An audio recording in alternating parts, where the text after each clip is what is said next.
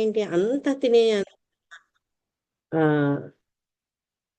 సమయం కానీ తినాలంటే కూడా మనకు అంత సామర్థ్యం కానీ లేదు. అందుకని ఏం చేస్తాము, అన్ని కొంచెం కొంచెం కొంచెం ఒక స్పూను అర స్పూన్ పెట్టుకొని అన్ని రుచి చూసి ఆనందిస్తాం అన్నమాట. అదే రకంగా ఈ వారంలో ఎన్నో ఎన్నో విశేష దినాలు వచ్చాయి. దాంట్లో రాధాష్టమితో మొదలు పెట్టే వామన ద్వాదశి వచ్చింది. తర్వాత ఓనం, బలిని తలుచుకుంటూ వాళ్ళంతా చేసే గొప్ప వేడుక పండుగ ఓనం. తర్వాత భక్తి వినోద్ ఠాకూర్ యొక్క ఆ ఆవిర్భావ దినం వచ్చింది. శ్రీ హరిదాస్ ఠాకూర్ యొక్క తిరోభావ దినం వచ్చింది. తర్వాత ఇంకా రేపు భద్ర పూర్ణిమ రాబోతుంది. సో వీటన్నిటి గురించి కొంచెం కొంచెం కొంచెం తలుచుకుందాం. ఎందుకంటే మనది ఈ ప్రచారం అనేది ముఖ్యమైనది కాబట్టి మన ఒక ఈ కృష్ణ భావనలో ఎవరన్నా అడిగితే దాని గురించి ఇంతో కొంత చెప్పగలిగే స్థితిలో మనం ఉండాలి. కాబట్టి మనము ఆచారాల పరంగా మనం ఏం తెలుసుకున్నామో అవి మళ్ళొకసారి మననం చేసుకునే ప్రయత్నం చేద్దాం. హరే కృష్ణ. సో మొట్టమొదట మొదలు పెట్టే రాధాష్టమి. రాధాష్టమి ఎందుకు జరుపుకుంటా ఎవరైనా చెప్తారా? హరే కృష్ణ. హరే కృష్ణ. రాధాదేవి ఆవిర్భవించిన రోజు మాత్రమే. రాధాదేవి ఆవిర్భవించిన రోజు. అంతకంటే ముందు మనం జన్మాష్టమి చాలా వేడుకగా చేసుకున్నాం. సరిగ్గా మళ్ళా రాధాష్టమి కూడా అదే అంత ఉత్సాహంతో ఆనందంతో మనం దాన్ని సెలబ్రేట్ చేసుకున్నాం. ఎందుకంటే రాధారాణి కృష్ణుడు వాళ్ళిద్దరూ మనకు ఆచార్య చెప్పేది ఏంటంటే వాళ్లకు తనువులు వేరు, ఆత్మ ఒకటి. అందుకని వాళ్ళిద్దరి యొక్క ఆవిర్భావం మనకు ఎంతో ముఖ్యమైనదనమాట. ముఖ్యంగా మనకెందుకు రాధారాణి యొక్క పేరెంట్స్ ముఖ్యం అంటే మనల్ని గౌడీయ వైష్ణవులు అంటారు. అంటే మనం రాధారాణి యొక్క పాదాలని ఆశ్రయించి ఆమె భక్తి చేస్తూ ఆమె కరుణ ద్వారా భగవంతుడిని పొందే ప్రయత్నాలు మనం చేస్తాం. కాబట్టి మనకు రాధారాణి యొక్క అపేరెన్స్, ఆమె యొక్క ఆవిర్భావన అనేది చాలా ముఖ్యమైన ఘట్టం. నేను ఇదివరకు 2-3 సార్లు చెప్పాను. దాని గురించి నేను ఎక్కువ డీప్ గా వెళ్ళదలుచుకోలేదు. కానీ రాధారాణి యొక్క ఆవిర్భావం గురించి వివిధ కథనాలు ఉన్నాయి. గోలోక బృందావనంలో భగవంతుడు ఎప్పుడైతే అతనిలో ఆనందించాలి అన్న ఒక భావన కలుగుతుందో అప్పుడు ఆయన దేహం నుంచి రాధారాణి ఉద్భవిస్తుంది అనమాట. తర్వాత ఆ గోలోకంలో జరిగే లీలలు ఎప్పుడైతే భగవంతుడు ఈ భూమి మీద ఆవిర్భవించాల్సిన సమయం వస్తుందో దానికి అనువుగా అక్కడ ఏంటంటే ఒక లీల రచన చేయబడుతుంది. దాని ద్వారా రాధారాణి ఆగ్రహించడం, ఆ తర్వాత కృష్ణుని యొక్క ప్రాణమిత్రుడు అతను ఆమె శపించడము, నువ్వు మానవ కన్యలాగా ఈ రకమైనటువంటి ఈర్షా ద్వేషాలు ప్రకటిస్తున్నావు, నువ్వు భూమండలంలో జన్మించమని అతను శపించడం, ఇవన్నీ ఏంటంటే భగవంతుని భూమి మీద ఈ లీలలకు ఒక నాంది అన్నమాట. ఆ రకంగా పరస్పర నిందారోపణలు, పరస్పర శాపాలతోటి మొత్తానికి గోలోకంలో ఆ లీల ముగుస్తుంది. భగవంతుడు ఆయన బ్రజభూమిని తన యొక్క జన్మస్థలంగా ఎన్నుకోవడం, అక్కడ జన్మించడం జరుగుతుంది. రాధారాణి యొక్క జననం గురించి మనకు 2-3 రకాల కథనాలు ఉన్నాయి. ఎందుకు ఈ కథనాల్లో ఈ వ్యత్యాసం ఎందుకు ఉంది అంటే ఆచార్యులు ఏం చెప్తారంటే వివిధ కల్పాల్లో జరిగాయి కాబట్టి దాంట్లో ఒక ఈ వ్యత్యాసం అనేది మనకు తెలుస్తుంది. మొట్టమొదటి ఏంటంటే మనకు ఇది శ్రీల రూప గోస్వామి మనకు చెప్తారనమాట. ఈ లలితా మాధవ అనే ఒక గ్రంథంలో రాధారాణి యొక్క జన్మం గురించి వివరాలు మనకు అందజేయబడుతుంది అనమాట. ఇవన్నీ ఏంటి అంటే పూర్ణమాసి ఆవిడ రాధాకృష్ణుల యొక్క మీద వివిధ లీలల్ని రచించేందుకు ఆవిడ ముఖ్యమైన వ్యక్తి అనమాట. ఆమె గర్గముని యొక్క కూతురుడైన గార్గితోటి ఈ వివరాలని చెప్తుంటుంది అనమాట. మొట్టమొదటి ఆమె ఆవిర్భావ లీల గురించి చెప్పాలి అంటే ఇతను వింధ్య పర్వతం ఏంటంటే హిమవంతుడు చూసి కొంత ఈర్ష్యతో, అంటే హిమవంతుడు శక్తివంతుడైనటువంటి శివుని తన అల్లుడుగా పొందాడు పార్వతి ద్వారా, కానీ నేను శివుణ్ణి కూడా పరాభవం చేసే అతని కంటే గొప్పమైన వ్యక్తిని నేను అల్లుడుగా పొందాలనుకుంటున్నాను. కాబట్టి నాకు అటువంటి గొప్ప వ్యక్తికి భారీగా అర్హత కలిగినటువంటి సంతానం కావాలి అని అతను కోరుకుంటాడు అనమాట. కోరుకొని అతను చాలా బ్రహ్మదేవుని చాలా భక్తితోటి తీవ్రంగా ప్రార్థిస్తాడు. ఎప్పుడైతే బ్రహ్మకు ఈ యొక్క విందుని యొక్క కోరిక తెలుస్తుందో అతను కొంత ఆలోచనలు పడతాడు అనమాట. ఇతని కోరిక తీరుస్తా అన్నా కానీ ఆ భగవంతుడు అంటే శివుణ్ణి ఓడించగల పరాక్రమం కలిగిన వాడు కేవలము ఆ దేవాది దేవుడు. అతనికి భార్యగా అవ్వాలి అంటే అన్యులకు అది సాధ్యం కాదు. కేవలము రాధారాణి ఆమెని అతని యొక్క ఇటర్నల్ భార్య అంటే శాశ్వతంగా ఆమె యొక్క భార్య కాబట్టి ఆమెనే నేను కటాక్షం కోసము ప్రార్థించాలి. ఇంకోటి ఏంటి, వింధ్యరాజుకు సంతానం కావాలంటే మరి ఇక్కడ ఉన్న ప్రాబ్లం ఏంటంటే రాధారాణికి ఎప్పుడు వృషభాను అండ్ కీర్తితనే ఆమెకి ఎప్పుడు తల్లిదండ్రులు. అందుకని ఆవిడ వెళ్ళి బ్రహ్మ వెళ్ళి అమ్మవారి గురించి చాలా తీవ్రంగా ప్రార్థిస్తాడనమాట. ప్రార్థించినాక ఇక్కడ అతని యొక్క ప్రార్థన వల్ల రాధారాణి అంగీకరిస్తుంది అనమాట. అంగీకరించినాక అతనికి 2 అమ్మాయిలు పుట్టడం, ఒక చంద్రావళి, ఒక రాధారాణి. ఆ పుట్టడము తర్వాత ఇక్కడ పూతన వచ్చి వాళ్ళని తీసుకెళ్ళిపోవడం పిల్లల్ని. ఎందుకంటే అప్పటికే కృష్ణ జననం అవుతుంది, తెలుస్తుంది కదా. ఈ సంతానం అప్పుడే పుట్టిన సంతానం వల్ల కంసుడికి ప్రాణభాయం ఉంది. అందుకని ఆ నవజాత శిశువులందరినీ తీసుకెళ్ళిపోతుంటారు అనమాట. ఆ ప్రయత్నంలో వీళ్ళిద్దరిని తీసుకొని వెళ్ళిపోతుంది.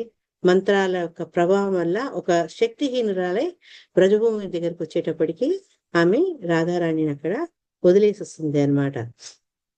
తర్వాత విదర్భలో ఈ చంద్రావళిని వదిలేస్తుంటారు. ఈ రకంగా అమ్మాయిల్ని వివిధ ప్రదేశాలకు వదలడం అవుతుంది. తర్వాత ఎప్పుడైతే రాధారాణి వ్రజభూమిలో వెళ్తుందో అప్పుడు ఆ పూర్ణమాసి ఆ పాపం తీసుకొని ఈ ముఖర అంటే కీర్తిద తల్లికి ఇచ్చి ఇది మీ యొక్క బిడ్డ అల్లుడి యొక్క సంతానము అని చెప్తుంది అనమాట. ఆ రకంగా ఆవిడ రాధాని చాలా ప్రఖ్యాతి చెందుతూ వృషభానుసుతగా ఆమె అందరికి తెలుస్తుంది అనమాట.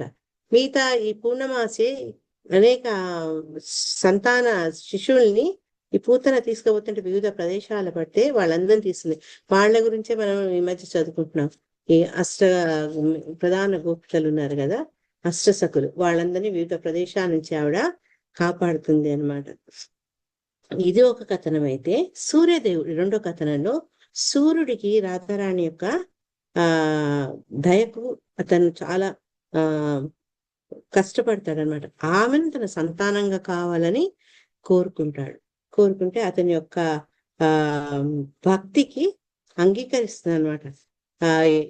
అయితే ఆయన ఏం చేశాడు, డైరెక్ట్ రాధారాణి ప్రార్థించకుండా భగవంతుని ప్రార్థిస్తే భగవంతుడు ఆయన మీద కటాక్షాన్ని చూపిస్తారనమాట. చెప్తే అప్పుడు ఈ సూర్యుని కోరిక తీర్చేందుకు మళ్ళా ఆ సూర్య వంశంలో ఈ రాజులు ఉంటారనమాట. మహాభాను అని అతని సంతానంలో ఒకడైనటువంటి వృషభాను, అతను సూర్యుని యొక్క అంశ అన్నమాట. అతని భార్యకు ముందు సంతానం లేకుంటుంది. వాళ్ళు ఎంతో సంతానం కోసం ఎంతో బాధపడుతుంటారు, కష్టపడుతుంటారు. పూజలు నోములు ఏమి ఉండవు అనమాట. తర్వాత వాళ్ళు ఏంటంటే కాత్యాయనిని ప్రార్థిస్తారనమాట. కాత్యాయని ప్రార్థిస్తే పర్వతరాజు ఒక ఆదేశం, క్రతుముని యొక్క ఆదేశంతో వాళ్ళు నిరంతరం ధ్యానంలో ఉండి తర్వాత దేవి కటాక్షం వల్ల వాళ్ళకు ఒక బంగారు గుడ్డుని ఇవ్వడం, కొన్నాళ్లకు దాని నుంచి రాధారాణి ఆవిర్భవించడం జరుగుతుంది. మూడవది అయితే మనందరికి సామాన్యంగా ఉన్న కథనం, వృషభాను ఎప్పుడైతే నదీ తీరంలోకి వెళ్ళి ఆయన ఆర్గ్యం వదిలేందుకు నదిలో దిగుతాడో 1000 ధనములు ఉన్నటువంటి బంగారు పద్మం రావడం, ఆ పద్మంలో సుందరమైనటువంటి బాలికను చూడడం, సంతానం లేనందువల్ల ఆమెను తీసుకొని ఎంతో ఆనందంగా కీర్తి తగ్గిపోవడం. ఈ రకంగా 3 రకాలుగా రాధారాణి యొక్క ఆవిర్భావం గురించి మన వాళ్ళు చెప్పుకుంటారు. కానీ ఆచార్యులు అందరూ కూడా ఏమంటారంటే రాధారాణిని తెలుసుకోవడము, రాధారాణి గురించి మనం మాట్లాడగలిగేందుకు మనలో కంప్లీట్ అర్హత లేవు. ఎందుకంటే మనల్ని కామ, క్రోధ, మద, మోహ ఈ శత్రువులు మనం జయించలేదు, మన ఇంద్రియాలని మనం జయించలేదు, తర్వాత మన యొక్క సాధన గాని భక్తి గాని పరిపూర్ణం చెందింది కాదు.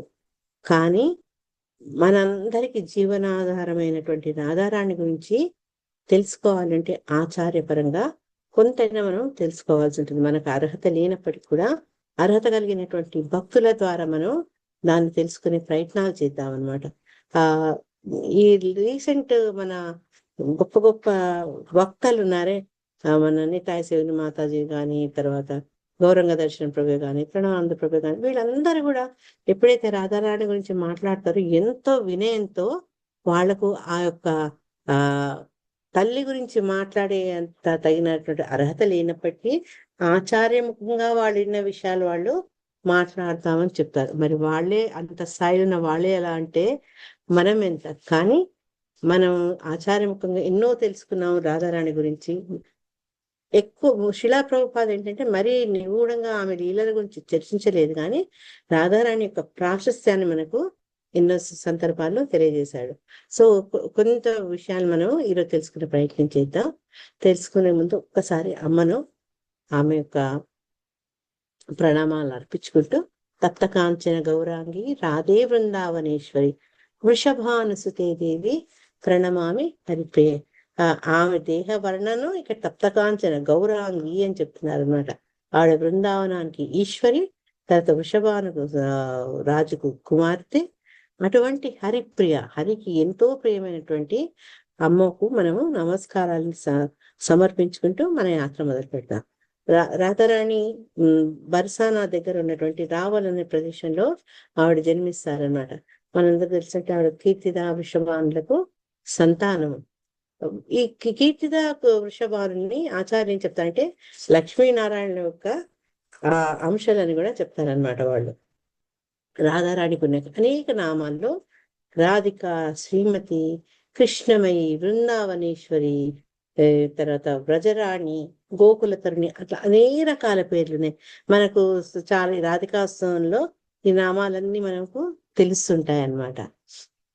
ముఖ్యంగా మనకు లైఫ్ అండ్ సోల్ అయినటువంటి ఈ హరే కృష్ణ మహామంత్రంలో కూడా మనం హరే కృష్ణ కృష్ణ కృష్ణ హరే హరే, హరే రామ రామ రామ హరే హరే, ఈ 3 నామాలు దీంట్లో చాలా ముఖ్యమైన అనమాట. హరే కృష్ణ రామ. ఇక్కడ హరే అనే హరే అంటే ఏంటి అంటే అమ్మవారు ఈ భగవంతుని యొక్క ప్రాతినీ శక్తిని ఆమె ప్రాతినిధ్యం వహిస్తుంటది అనమాట. భగవంతుని యొక్క ప్రాతినీ శక్తి. భగవంతుడు ఏంటంటే సంవిత్ శక్తిని, బలరాముడేమో సంధిని శక్తిని. ఈ రకంగా భగవంతుడికి ఉన్న అనేక శక్తుల్లో ఈ 3 ఈ రకంగా మనకు ప్రకటితం అవుతుంటాయి అన్నమాట. అందుకని ఈ ముగ్గురిని తలుచుకుంటూ వాళ్ళ సేవలో మనం నిమగ్నం అయ్యేటట్టు, ఎప్పుడు భగవంతుని సేవలో ఉండేటట్టు ఆమె యొక్క కరుణ కోసం మనం హరే కృష్ణ హరే రామ అంటూ అమ్మ ద్వారా భగవంతుని చేరే ప్రయత్నాలు మనం చేస్తుంటాం అన్నమాట. అంటే ఆదిని శక్తి ఏంటి అంటే భగవంతుని యొక్క ప్రేమ యొక్క తత్వం అన్నమాట. ఆ ఒక భావం, అనేక రకాల మనకు అన్ని రసాల గురించి కూడా క్లాస్లో చర్చించుకున్నాం. వాటిలో ముఖ్యంగా 5 రసాలు: శాంతరసం, తర్వాత దాస్యరసం, సాఖ్యరసం, వాత్సల్య రసం, మాధుర్య రసం. ఈ రసాలన్నీ కూడా భక్తిలో చూసినప్పటికీ అన్నిట్లో ఉత్తమైంది ఏంటి అంటే మాధుర్య రసం. ఆ మాధుర్య రసం అది పూర్తి పరిపక్వం అయితే ఆ ప్రకటింపబడే మహాభావం రాధారాణి అని చెప్తారనమాట. ఆవిడ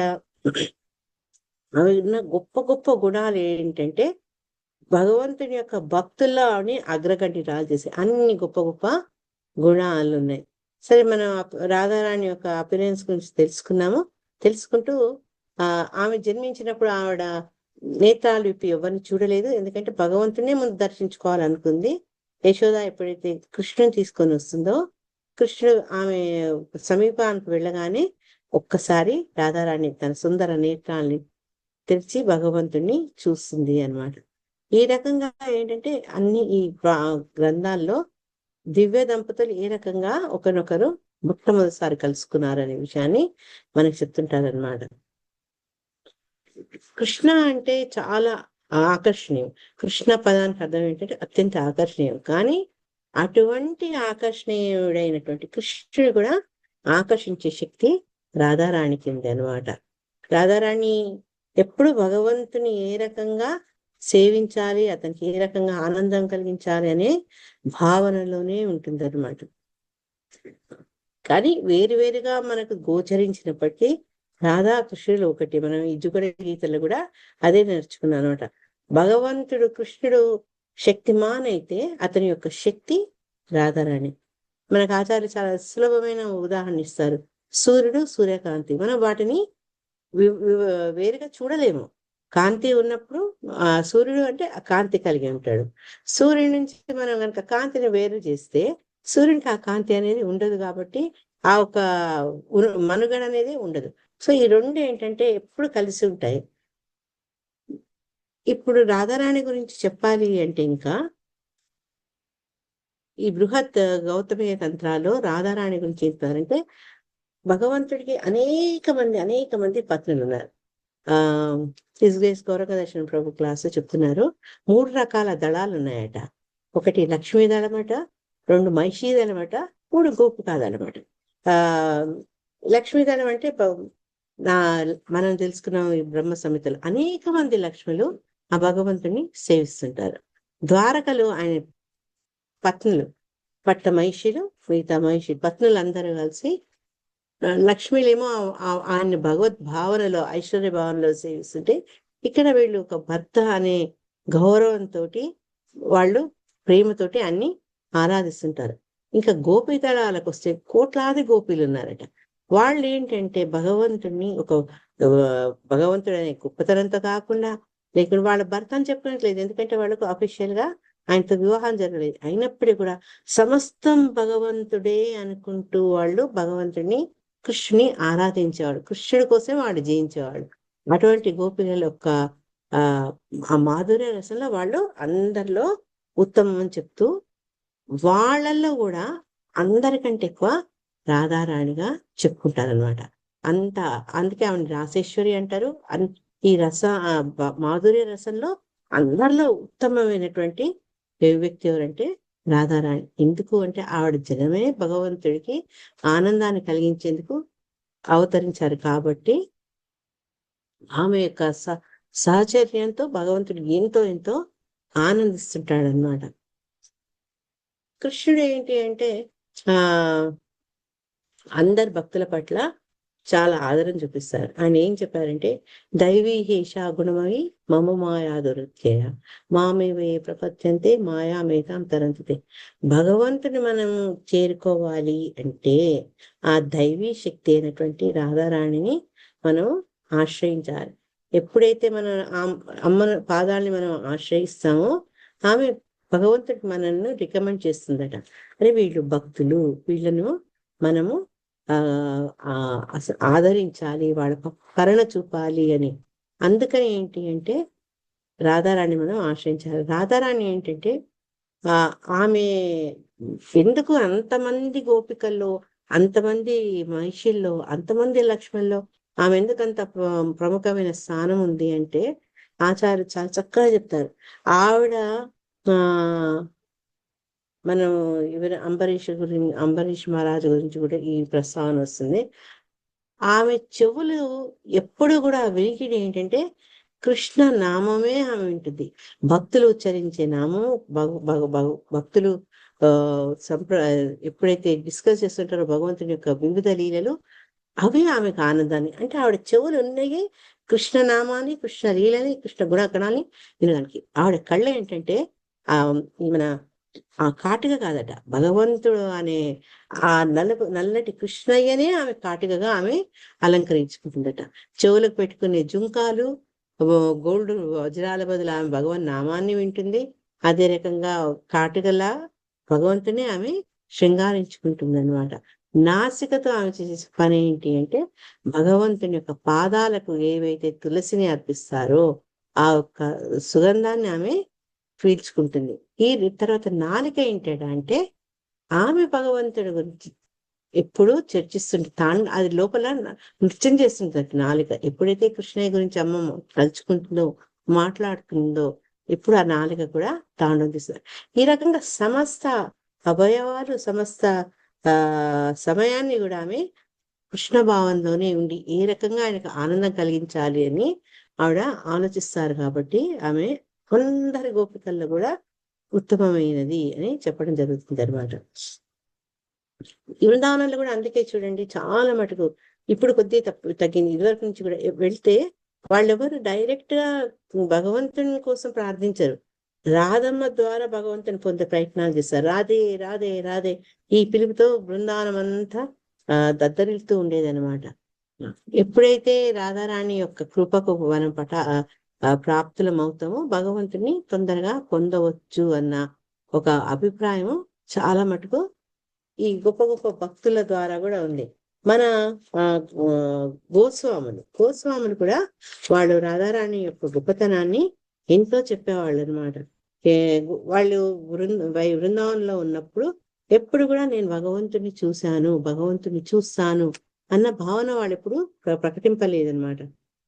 ఎందుకంటే భగవంతుని చూసే యొక్క ఆ పరిపూర్ణత వాళ్ళలో ఉన్నప్పటికీ కూడా వాళ్ళు ఎప్పుడు అది చెప్పలేదు. అంతేగాక వాళ్ళు ఏంటంటే రాధారాణి ద్వారా భగవంతుణ్ణి చూసేందుకు ప్రయత్నం చేస్తూ ఆమెనే ప్రార్థిస్తూ ఆ బృందావనంలో ఉన్న వ్రజ స్త్రీలను గౌరవిస్తూ పూజిస్తూ వాళ్ళు బృందావనంలో నివాసం చేసుకునేవారన్నమాట. వాళ్ళు ఏమన్నారు అంటే, ఓ రాధా, నువ్వు వ్రజదేవికవు, లలితవు, నందుని యొక్క కోడలివి, నువ్వు ఎక్కడున్నావు? నీ యొక్క ఈ మంజరులు, ఈ సఖులందరూ ఎక్కడున్నారు? మేము మీకోసం మేము ఎదుగుతున్నాం అంటే వాళ్ళ కోసం వీళ్ళు తాపత్రయపడుతున్నారు, ఆరాటపడుతున్నారు. వాళ్ళ ద్వారా భగవంతుడు ఎవరైతే నందుని కుమారుడు ఆ కృష్ణుని చూడాలి అని కోరుకుంటున్నారు అనమాట. అంతేగాని వాళ్ళు మేము కృష్ణుడు చేసిన రాసలీలను చూస్తున్నాము, వాళ్ళు ఆయన ఈ గోపికలతో కలిసి నృత్యం చేస్తున్నారు, ఆ రకమైనటువంటి భావన వాళ్ళలో ఎప్పుడు కనపడలేదనమాట. ఎందుకంటే రాధారాణి, కృష్ణుడు, గోపికలు వాళ్ళ మధ్య ఉండే సంబంధం గురించి ఈ భౌతిక శరీరాలతో, భౌతిక భావంతో మనం అంచనా వేయలేము. అంత అద్భుతమైనటువంటి లీల అనమాట అది. అందుకని వీళ్ళు ఎప్పుడు కూడా రాధారాణి యొక్క కృపా కటాక్షాల కోసం ప్రార్థిస్తూ ఉండేవాళ్ళు అనమాట. ఒక చిన్న గోస్వాముల ప్రస్తావన వచ్చింది కాబట్టి ఒక చిన్న లీల గుర్తు చేసుకున్నాం. మనకు ఈ 6 గోస్వామిలో ప్రముఖమైనటువంటి శ్రీ రూప గోస్వామి, ఆయనకు రాధారాణి కృప ఎలా దొరికింది అనేది ఒక చక్కటి వృత్తాంతం మనకు భక్తి పురుషోత్తమ మహారాజు ఆయన యొక్క రాధారాణి అనే పుస్తకం ద్వారా మనకు తెలియజేశారు. ఆమె యొక్క కరుణ కటాక్షాలకు ప్రత్యక్షంగా అప్రత్యక్షంగా కూడా ఈ గోస్వాములందరూ అనుభవించారనమాట. రూప గోస్వామి ఏంటంటే ఆయన తీర్థదంబ అనే స్థలంలో ఆయన తన యొక్క భజన కుటీరం నిర్మించుకొని భక్తి చేస్తుండేవారు అనమాట.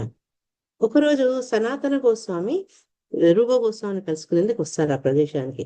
ఎప్పుడైనా ఎవరైనా మన ఇంటికి ఎవరైనా వస్తే వాళ్ళకి మర్యాదలు చేసి వాళ్ళకి ఏదైనా ఒక స్పెషల్ డిష్ ఏదైనా ఆఫర్ చేయాలి అనుకోవడం చాలా సహజం. ఇక్కడ సనాతన గోస్వామి ఎప్పుడైతే వస్తారో రూప గోస్వామికి అతనికి ఒక చక్కటి ఖీర్ ఇవ్వాలి అన్న ఒక ఆలోచన మదిలో మెదులుతుందనమాట. కానీ ఆయన దగ్గర ఏమీ లేవు.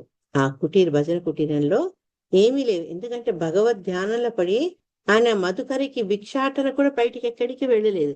కాబట్టి ఆ మనసులో భావన ఉన్నప్పటికీ ఆ భావన రూపకల్పన చేయాలి అంటే ఆ వస్తువులు సామాగ్రి అయితే ఆయన దగ్గరికి లేదనమాట. అప్పుడు రాధమ్మ తల్లి ఆమె ఏంటి, ఈ భక్తులందరి హృదయాలు తెలుసుకున్నావాడు కాబట్టి ఇంత పరమ భక్తులైన శ్రీ రూప గోస్వామికి ఆ మనసులో ఆ కోరిక కలిగింది. అది కూడా ఎందుకు, వేరే వైష్ణవుణ్ణి ఆదరించాలి అన్న కోరిక కలిగింది. కాబట్టి ఆవిడ ఒక చిన్న బాలికలాగా, ఒక గోప బాలికలాగా వెళ్ళి రూప గోస్వామిని అడుగుతుంది అనమాట. నువ్వెందుకు ఈరోజు భిక్షాటనకు వెళ్ళలేదు నువ్వు అని చెప్పి, నేను పర్వాలేదు నీ కోసం కొన్ని ద్రవ్యాలను తీసుకొచ్చాను అని చెప్తుంది. దాంట్లో బియ్యము, పాలు, బెల్లము, నెయ్యి అవన్నీ ఉంటాయి అన్నమాట. అనేసి అప్పుడు అడుగుతుంది అనమాట, నేను దీంతో నీకు ఖీర్ చేసి ఇవ్వాలనుకుంటున్నాను. ఆయన సంతోషంగా ఒప్పుకుంటారు. అరే తన మనసులో ఉన్న కోరిక ఈ అమ్మాయి ద్వారా తీరుతుందని తను చేస్తా అంటే వెంబడే ఒప్పేసుకుంటారనమాట. తర్వాత రాధారాణి చక్కటి కీరును తయారు చేస్తుంది. ఆమె ఎప్పుడైతే ఆ కీరు ఆ పాయసం వాట్ ఎవర్ ఇట్ ఈస్ అది చేస్తుంటుందో మొత్తం ఆ కుటీరం అంతా ఒక చక్కటి సుగంధంతో నిండిపోతుంది అనమాట. ఆ అమ్మాయి వెంబడే వెళ్ళిపోతుంది. వెళ్ళిపోయినాక ఎప్పుడైతే రూపగోస్వామి వచ్చి చూసారో కన్య అతనికి కనపడదు, ఆశ్చర్యపోతారనమాట. సరే ఆ తయారైనటువంటి ఆ పాయసాన్ని భగవంతుడికి ఆయన సమర్పించుకుంటారు. సమర్పించుకొని ఆ సనాతన గోస్వామికి అని వచ్చినప్పుడు దాన్ని అర్పిస్తారనమాట. ఎప్పుడైతే సనాతన గోస్వామి ఆ పాయసాన్ని తింటారో ఒక రకమైనటువంటి తాజాత్మరాయంలో ప్రవేశిస్తుంది అనమాట. అసలు తను ఆ భక్తి భావన నుంచి బయటికి రాలేకపోతుండే, ఒక రకమైనటువంటి తత్తరపాటు కలుగుతుంది. అప్పుడు అతను అడుగుతారనమాట రూపగోస్వామి, ఎవరు చేశారు ఈ కీర్ని అని అడుగుతారనమాట. అడిగితే ఈ వృత్తాంతం అంతా రూపగోస్వామి చెప్తారు. ఒక గొల్ల వనిత రావడం, చిన్న కన్య రావడము, ద్రవ్యాలు తీసుకొచ్చి ఇవ్వడము, తర్వాత తనే ఆ పాయసాన్ని తయారు చేయడం, ఇవన్నీ వినేటప్పటికీ సనాతన గోస్వామి అంటారనమాట, ఇంత అద్భుతంగా ఈ పాయసాన్ని చేయగలిగేది ఎవరికి సాధ్యం కాదు, ఇది కేవలము ఆ రాధారాణికే సాధ్యమవుతుంది. ఎందుకంటే ఆమె ఎప్పుడు భగవంతుని యొక్క సేవలో విశిష్టంగా సేవలు చేసేది ఆవిడొక్కతే అనమాట. అందుకని కేవలం ఆమె వల్లనే సాధ్యమవుతుందని తెలుసుకొని అప్పుడు ఈ రూపగోస్వామి చెప్తాడనమాట, నువ్వు ఆమెతోటి సేవ చేయించుకోవడం తప్పు, ఇటువంటి పొరపాటు నువ్వు ఇంకెప్పుడు చేయకూడదు. ఆ కన్య ఎవరో కాదు, శ్రీమతి రాధారాణి అని చెప్తారనమాట.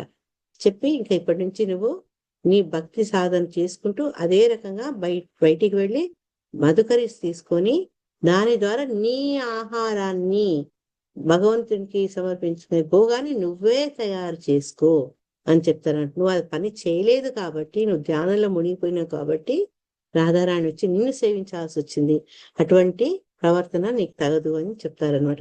ఈ రకంగా ఏంటంటే గోస్వాములు భగవంతుని కృప కంటే రాధారాణి కృపను పొంది ఆమె కృప ద్వారా భగవంతుని పొందే ప్రయత్నాలు చూసి మనకు ఆదర్శంగా వాళ్ళు నిలబడ్డారనమాట. సో ఈ రాధారాణి అందుకని మనకు చాలా ఆమెను ఆరాధిస్తూ ఆమె యొక్క కటాక్షం పొందే ప్రయత్నాలు మనం చేయాలి. ఈ గోపికలందరూ భగవంతుడికి ప్రియమైన వాడని తలుచుకున్నాం కదా, కానీ ఎక్కడ కూడా మన శుకదేవ్ గోస్వామి గోపికల పేర్లు కానీ వాళ్ళ గురించి కానీ రాధారాణి పేరు గురించి కానీ ప్రస్తావించలేదు. దానికి అదే చెప్తారు ఆచార్యులు. ఏం చెప్తారంటే పరీక్షించుకున్న 7 రోజుల్లో ఆయన ఇంత శ్రీమద్ భాగవతం చెప్తూ ఒకవేళ రాధారాణి కానీ గోపికల ప్రస్తావన వచ్చి వాళ్ళ పేరు వాళ్ళ గురించి మాట్లాడాల్సి వస్తే ఇంకా ఆయన తను మర్చిపోతారు. అందుకని భాగవతం పూర్తి అవ్వాలి కాబట్టి ఎక్కడ డైరెక్ట్ తీసుకోరు. కానీ ఈ పంచరస అధ్యాయంలో 30వ అధ్యాయంలో 10వ స్కందంలో ఒక్క చోట అన్యాపదేశంగా రాధారాణి పేరు తీసుకొస్తారనమాట. 10:30-28 శ్లోకాల్లో అన్యారాధితో నూనం అన్యారాధితో ఇక్కడ రాధ పేరు వచ్చింది. భగవాన్ హరి ఈశ్వర ఎన్నో విహాయ గోవింద ప్రీతోయాం అన్యత్ రహ. ఈ రకంగా అన్యాపదేశంగా శ్రీమతి రాధారాణి యొక్క ప్రస్తావనని తీసుకొచ్చారనమాట. ఎందుకంటే ఆ నామాన్ని ఆయన అక్కడ చాలా నిగూఢంగా చెప్పారనమాట. ఈ రకంగా రాధారాణి యొక్క వివరాలు ఈవెన్ వేదాల్లో కూడా ఎక్కువగా చర్చించడం జరగలేదు అన్నమాట. సెకండ్, ఎందుకు రాధారాణి గురించి మనందరికి ఎందుకు తెలియదు, ఎందుకు పురాణాలు శృతులు స్మృతులు వీటి గురించి ఎక్కువ చెప్పలేదు అంటే రాధారాణి గురించి వివరాలు చాలా గుహ్యమైనవి. అందుకే ఆమెను వేద గోప్య అంటే వేదాల్లో కూడా ఆమె గుప్తంగా ఉన్నాయి ఆమె వివరాలు. ఎందుకంటే ఆమెకు సంబంధించిన వివరాలన్నీ కూడా ఆ సబ్జెక్ట్ మ్యాటర్ అంటారు కదా, అది చాలా నిగూఢమైంది. ఆ భగవంతుడు ఏంటంటే ఆమె గొప్పతనాన్ని, ఆమె యొక్క విలువను, విశేషాన్ని తన ద్వారా అందరికి తెలవాలి అన్న ఆ అభిప్రాయంలో ఉన్నారనమాట. అందుకని భగవంతుడు ఏం చేశారంటే యోగమాయకు ఏం చెప్పారంటే ఈ శాస్త్రాల్లో రాధారాణి గురించి ఎక్కడైతే ప్రస్తావన వస్తుందో అది మనకు అర్థం కాకుండా, అర్థం చేసుకుని కొంచెం కష్టమయ్యేటట్టు ఉండేటట్టుగా అరేంజ్ చేస్తూ, ఎప్పుడైతే తాను గౌరవంగా వస్తారో అప్పుడు రాధారాణి గురించి మనకు విశేషంగా వివరాలు తెలిసేటట్టుగా అని ఏర్పాటు చేశారనమాట. శిలా ప్రభుపాద ఏం చేసి చెప్పారంటే రాధారాణి కృష్ణుడికి ఎంతో ప్రియమైనది. అటువంటి ప్రియమైన రాధారాణికి మేము నమస్కారాలు సమర్పించుకుంటున్నాము. ఎందుకంటే ఆవిడ హరిప్రియ, భగవంతుడికి ఎంతో ప్రియమైందనమాట. రాధారాణి యొక్క కరుణ ద్వారానే హరిని మనము పొందవచ్చు. అంటే ఏదైనా ఒక పని జరగాలంటే మనకు రికమెండేషన్ కావాలి. ఆ రికమెండేషన్ ఈ ఆధ్యాత్మిక ప్రపంచంలో రాధారాణి మనకు రికమెండ్ చేస్తే ఈ భక్తుడు చాలా శ్రద్ధగా భక్తి చేస్తున్నారు కాబట్టి నువ్వు ఆయన స్వీకరించని ఆమె చెప్పినప్పుడు భగవంతుడు ఆనందంగా స్వీకరిస్తాడట. మనం ఇంతకుముందు అనుకున్నట్టు ఈ దైవిహేష గుణమయిలో ఆమెని ఆశ్రయించడం ద్వారానే కృష్ణుని పొందొచ్చు. ఆమె గురించి క్లుప్తంగా తెలుసుకోవాలి మళ్ళీ అంటే ఆమె భగవంతుడికి చాలా ప్రియమైనది. తర్వాత అన్ని రకాల ఈ దళాలు, అన్ని రకాల అంటే లక్ష్మిల్లో, మహిషుల్లో, గోపిల్లో అందరిలో చూస్తే వాళ్ళందరిలో చాలా ఉన్నత శ్రేణిగా భగవంతుని ఆమె పూజిస్తుంది. భగవంతుని యొక్క సాధిని శక్తి, తర్వాత భగవంతుడికి భక్తిని మనకు ప్రసాదించేది అనమాట రాధమ్మ. తర్వాత ఈ దైవీ ప్రకృతికి ఆమె ప్రతీక. కృష్ణుడు రాధ గురించి మనం మాట్లాడినప్పుడు వాళ్ళిద్దరు అభిన్నము. ఏ రకంగా సూర్యుడిని కాంతిని విడదీయలేము, అగ్నిని తర్వాత అగ్ని నుంచి వచ్చే ఉష్ణాన్ని మనం వేరు తీయలేము, అదే రకంగా రాధను కృష్ణుని మనము భిన్నంగా చూడలేము. ఎప్పుడైతే ఆమెను ఆశ్రయిస్తామో మనం ఈ ఆధ్యాత్మిక జీవితంలో మనం ఫాస్ట్ ట్రాక్ అంటే స్పీడ్గా మనం ముందుకు సాగే అవకాశాలు మనకున్నాయి. భగవంతుని యొక్క కరుణా అవతారం రాధారాణి. అందుకే మనం ఈవెన్ చైతన్య మహాప్రభు నుంచి కూడా అదే చెప్పుకుంటాం. అంటే భగవంతుని యొక్క కరుణ ఒక రూపాన్ని తీసుకుంటే ఆమె రాధారాణి. ఆమె యొక్క కరుణతోనే మనము భగవంతుని శిలా ప్రభుపాద కూడా అదే చెప్పారు. అంటే మనందరం కూడా భగవంతుని యొక్క అంశలము. ఆయన ఒక్కరే నిజమైనటువంటి భోగి. ఆయన యొక్క ఆనందం కోసం మనందరిలో కూడా ఉన్నతమైనటువంటి పర్సనాలిటీ ఎవరంటే రాధారాణి, భగవంతుని ఆనందింపజేసేది. కాబట్టి శిలా ప్రభుపాదుల వారు ఏంటంటే ఆ యొక్క నిగూఢమైనటువంటి రాధారాణి కృష్ణుల యొక్క లీలల గురించి ఆయన ఎక్కువ చర్చించడం అంగీకరించలేదు. ఎందుకంటే ఆ యొక్క ఉన్నతమైనటువంటి వాళ్ళ లీలలు, వాళ్ళ యొక్క బాంధవ్యాన్ని అర్థం చేసుకోవాలి అంటే ఎంతో ఉన్నత శ్రేణికి చెందినటువంటి అవగాహన ఉండాలి. మనలో ఇంకా ఆ స్థితి మనం చేరుకోలేదు. కాబట్టి ఏంటి అంటే రాధారాణిని ఇప్పుడు మనం ఏ రకంగా ప్రార్థించాలి అంటే ఆమె కృప వల్ల మనం భగవంతుని పొందుతాం కాబట్టి ఆమె యొక్క కృప కోసం మనం పూజించాలి. ఈవెన్ గీతా గోవిందంలో కూడా ఏంటి అంటే ఈ దశావతారంలో మనకు రాధారాణి గురించి, కృష్ణుడి గురించి ఆయన అనేక రకాలుగా ప్రార్థించడం మనకు తెలుస్తుంది అనమాట. రాధారాణి కృష్ణుడు ఎవరు జపిస్తారు అని ఎవరికైనా రావచ్చు. సత్యనారాయణ స్వామి మహారాజ్ చెప్పారు, ఎవరి నామాన్ని భగవంతుడు జపిస్తాడు, ధ్యానిస్తాడు అంటే అత్యంత ప్రీతితో రాధారాణి యొక్క నామాన్ని ఆయన జపిస్తారట.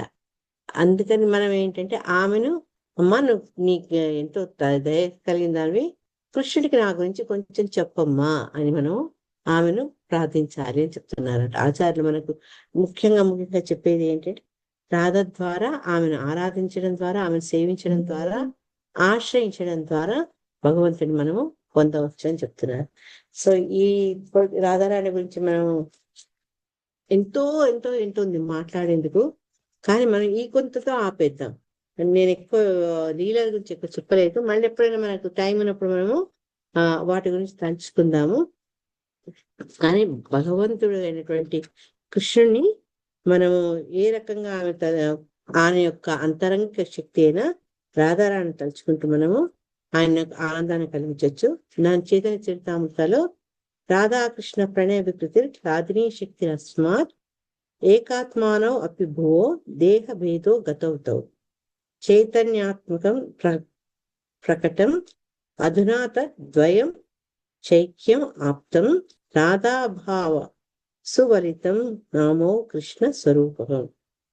పరబ్రహ్ముడైనటువంటి పరంధాముడైనటువంటి కృష్ణుడు, ఆయన గురించి తెలుసుకోవాలంటే ఈ మన దేవి శక్తి ద్వారా ఆయన్ని ఆరాధించి ఆయన అర్థం చేసుకోవాలి. తర్వాత ప్రాపంచిక ఆకర్షణలన్నీ వదులుకొని ఆయన గురించి తెలుసుకునే ప్రయత్నాలు చేస్తే అప్పుడు రాధారాణి మనను కటాక్షం చూపిస్తుంది అని చెప్తున్నారు అన్నమాట. ముఖ్యంగా ఏంటి అంటే రాధారాణి యొక్క స్థితి గురించి మనము సరైన అవగాహన ఉండాలి. అవగాహన లేని వాళ్ళు రాధాకృష్ణ లీల గురించి వక్ర భాష్యం చేస్తారు. ఎందుకంటే మన యొక్క ఇంద్రియాలు కూడా ఆ రకంగా ఉంటే శుద్ధమైనవి కావు. కాబట్టి మన భావనలు మన అవగాహన కూడా ఆ శుద్ధం ఉండదు. కాబట్టి మన ఆచార్యులు రాధాకృష్ణుల యొక్క లీలల గురించి ఎంతో నిగూఢమైనవి, ఎంతో ఉత్తమమైన ఆ లీలల గురించి సర్వసాధారణంగా అందరూ మాట్లాడకూడదని అభిప్రాయపడుతుంటారు. అందుకే శిలా ప్రభుపాద ఏం చెప్తారంటే భాగవతంలో కూడా డైరెక్ట్ గా 10వ స్కందంలో ఈ పంచరాసోధ్యాయాల గురించి మాట్లాడడం సబబు కాదు అని చెప్పారు. అంటే భగవంతుడి యొక్క ఔన్నత్యము మనం మొదటి స్కందం నుంచి చదువుతూ ఒక అవగాహనకు వచ్చినప్పుడు భగవంతుడి యొక్క గొప్పతనము, రాధారాణితో భగవంతుడికి ఉన్నటువంటి ఆ సంబంధము ప్రాకృతమైనది కాదు, దైవికమైంది, ఆధ్యాత్మిక పరమైంది అనే విషయాన్ని మనము అవగాహన చేసుకుంటాం. ఇవన్నీ చేసుకోవాలి అంటే నిరంతరం కూడా మన ఆచార్యులు ఇప్పుడున్న గొప్ప గొప్ప భక్తుల ద్వారా ఇవి వింటూ తలుచుకుంటే దాని ద్వారా మెల్లగా మనలో ఉండే మలినాలు తీసుకొని మనం వాళ్ళ యొక్క దివ్య సంబంధం గురించి అర్థం చేసుకుని స్థాయికి చేరుకునే అవకాశాలు ఉన్నాయి. కాబట్టి అటువంటి రాధమాలను ఆమె పాదాలు పూజిస్తూ భగవంతుడి పట్ల మనలో ప్రేమ అశుద్ధ స్థితికి వచ్చేటట్టుగా, మన సాధన సక్రమంగా చేసుకునేటట్టుగా వాళ్ళ యొక్క దివ్యత్వాన్ని గుర్తించే శక్తి మనకు ప్రసాదించమని రాధారాన్ని ప్రార్థించుకుంటూ ఇంకా మిగతా విషయాలకు మనం వెళ్తాం. హరే కృష్ణ.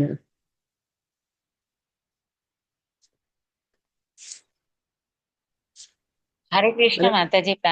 సారీ డిస్టర్బ్ చేస్తా మాతాజీ. 2 days బ్యాక్ నుంచి రాధారాణి పుట్టిన ప్లేస్ కి వెళ్ళాం మాతాజీ.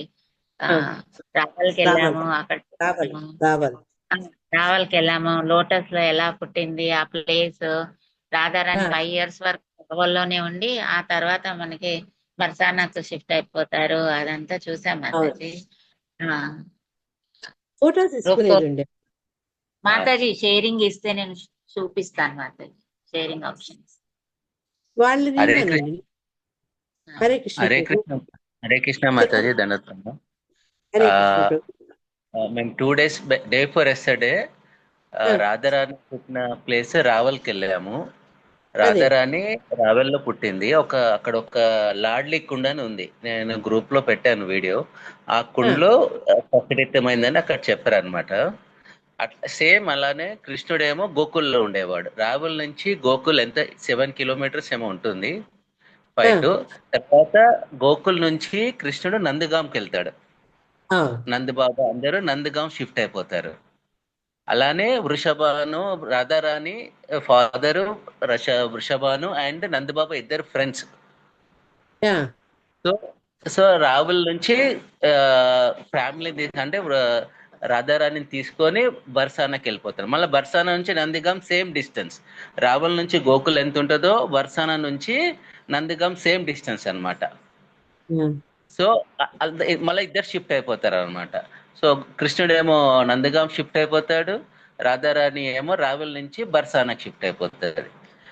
రావుల్ ఏమో రాధారాణి లాడ్లీ అని పిలుస్తారు, లాడ్లీ లాడ్లీ అని పిలుస్తారు. బర్సానాలనేమో కిషోరి. కిషోరి అంటారని అక్కడ నేను గైడ్ చెప్పాడు అనమాట. ఎందుకు సో కిషోరి అంటే ఆమె ఎప్పుడు వాళ్ళు కృష్ణుడు గాని రాధారాణి గాని 14-15 వయసు నుంచి వాళ్ళు ఎప్పుడు పెరగలేదు, అంతే ఉన్నారనమాట వాళ్ళు. మనం మామూలుగా మానవ దేహంలో ఏంటంటే మనం పెరుగుతాము, తర్వాత కొన్నాళ్ళైనాక వృద్ధాప్యము అవన్నీ వస్తాయి. కానీ వాళ్ళ దివ్యమైన వాళ్ళని చెప్పేందుకు ఇదొకటి, వాళ్ళ వయసు అంతే నిలిచిపోయి ఉంటుంది. ఇంకోటి మీరు ఒక లీల గురించి చెప్పారు కదా, రూప గోస్వామి. అక్కడ నందగాంలో టేర్ కదంబ్ అని ఒక టెంపుల్ ఉంది. కదంబ్ అంటే కదం వృక్షం పైన ఎక్కి కృష్ణుడు ఆవుల పేర్లు పిలిచేవాడంట. అక్కడే గోపాష్టమి రోజు కృష్ణుడు ఆవులను తీసుకెళ్ళడానికి స్టార్ట్ చేసింది అదే ప్లేసు. మీరు చెప్పినట్టు రూపగోస్వామి అక్కడే జపం చేస్తూ తపస్సు చేస్తుంటాడు. అయితే అతని దగ్గరికి సనాతన గోస్వామి ఒకసారి విజిట్ చేస్తాడంట. నిన్న చెప్పిన స్టోరీ నిన్ననే. అయితే అప్పుడు అతని దగ్గర ఏమి ఉండదు వాడు అతని అన్నకు ఆఫర్ చేయడానికి. మీరు చెప్పినట్టు అప్పుడు అతను అన్ని మనసులో అనుకుంటుంటే రాధారాణి ఒక లేడీ ఆ టెంపుల్లో ఆ డీటీ అదే మాతాజీ. రాధారాణి ఆ రూపగోస్వామికి వచ్చి అలా ఇవ్వడము అది డీటీ అదే ఉంటుంది. కీర్ ఇచ్చి ఆఫర్ చేసి తిను అని చెప్పేసి ఆమె వెళ్ళిపోతుంది అని చెప్తారు. అప్పుడు అది సనాతన గోస్వామికి ఆఫర్ చేస్తాడు రూప గోస్వామి. ఆ టేస్ట్ చూసి ఆ కేర్ టేస్ట్ చూసి ఇది మామూలు వాళ్ళు చేసిన కీర్ కాదని చెప్పి అప్పుడు వాళ్ళు ఫీల్ అయ్యి తర్వాత వాళ్ళకి రాధారాణి వాళ్ళకి ఇచ్చిందని వాళ్ళకు అనుభూతి తింటారు. యాక్చువల్గా మనం బృందావన్ వచ్చింది రాధారాణికి సేవ చేయడానికి, కానీ రాధారాణి మనకు సేవ చేస్తుందని చెప్పి వీళ్ళు ఫీల్ అయిపోతారు. అక్కడే అదే ప్లేస్ లో రూప గోస్వామి 2 రచనలు చేస్తాడు మాతాజీ. భక్తి రసామృత సింధు, ఇంకోటి ఉపదేశామృతం. రచన చేసింది అదే ప్లేస్, టేర్ కదం అనేసి ఒక టెంపుల్ ప్లేస్ మాతాజీ. నిన్న మాకు కూడా ప్రసాదం దొరికింది మాతాజీ. హరిబోల్ మీరు చెప్తుంటే నాకు నిన్నది అంతా గుర్తుకొస్తానండి. నిన్న కీర్ అదే అందరికి వచ్చిన వాళ్ళందరికీ ఆ కీరే అక్కడ ప్రసాదం ఇస్తారు. ఇక్కడ మనం ఒక్క విషయం గుర్తుంచుకోవాలి ప్రభు, అంటే ఇప్పుడు మీరు వీటి గురించి తెలుసుకున్నారు, ఆ ప్రదేశాల యొక్క ప్రాశస్త్యాన్ని. అవన్నీ ఏంటంటే యాక్చువల్గా ఇంతమంది చెప్పినట్టు గూఢమైనవి. సామాన్యులకి ఏముంటుంది, అదొక పిక్నిక్ స్పాట్ లాగా. ఎంతో మంది ఇప్పుడు ఢిల్లీ నుంచి బృందావనానికి వీకెండ్కి వస్తారు, వెళ్ళిపోతారు. తర్వాత ఒక టైం పాస్ లాగా అయిపోయింది వాళ్ళకు.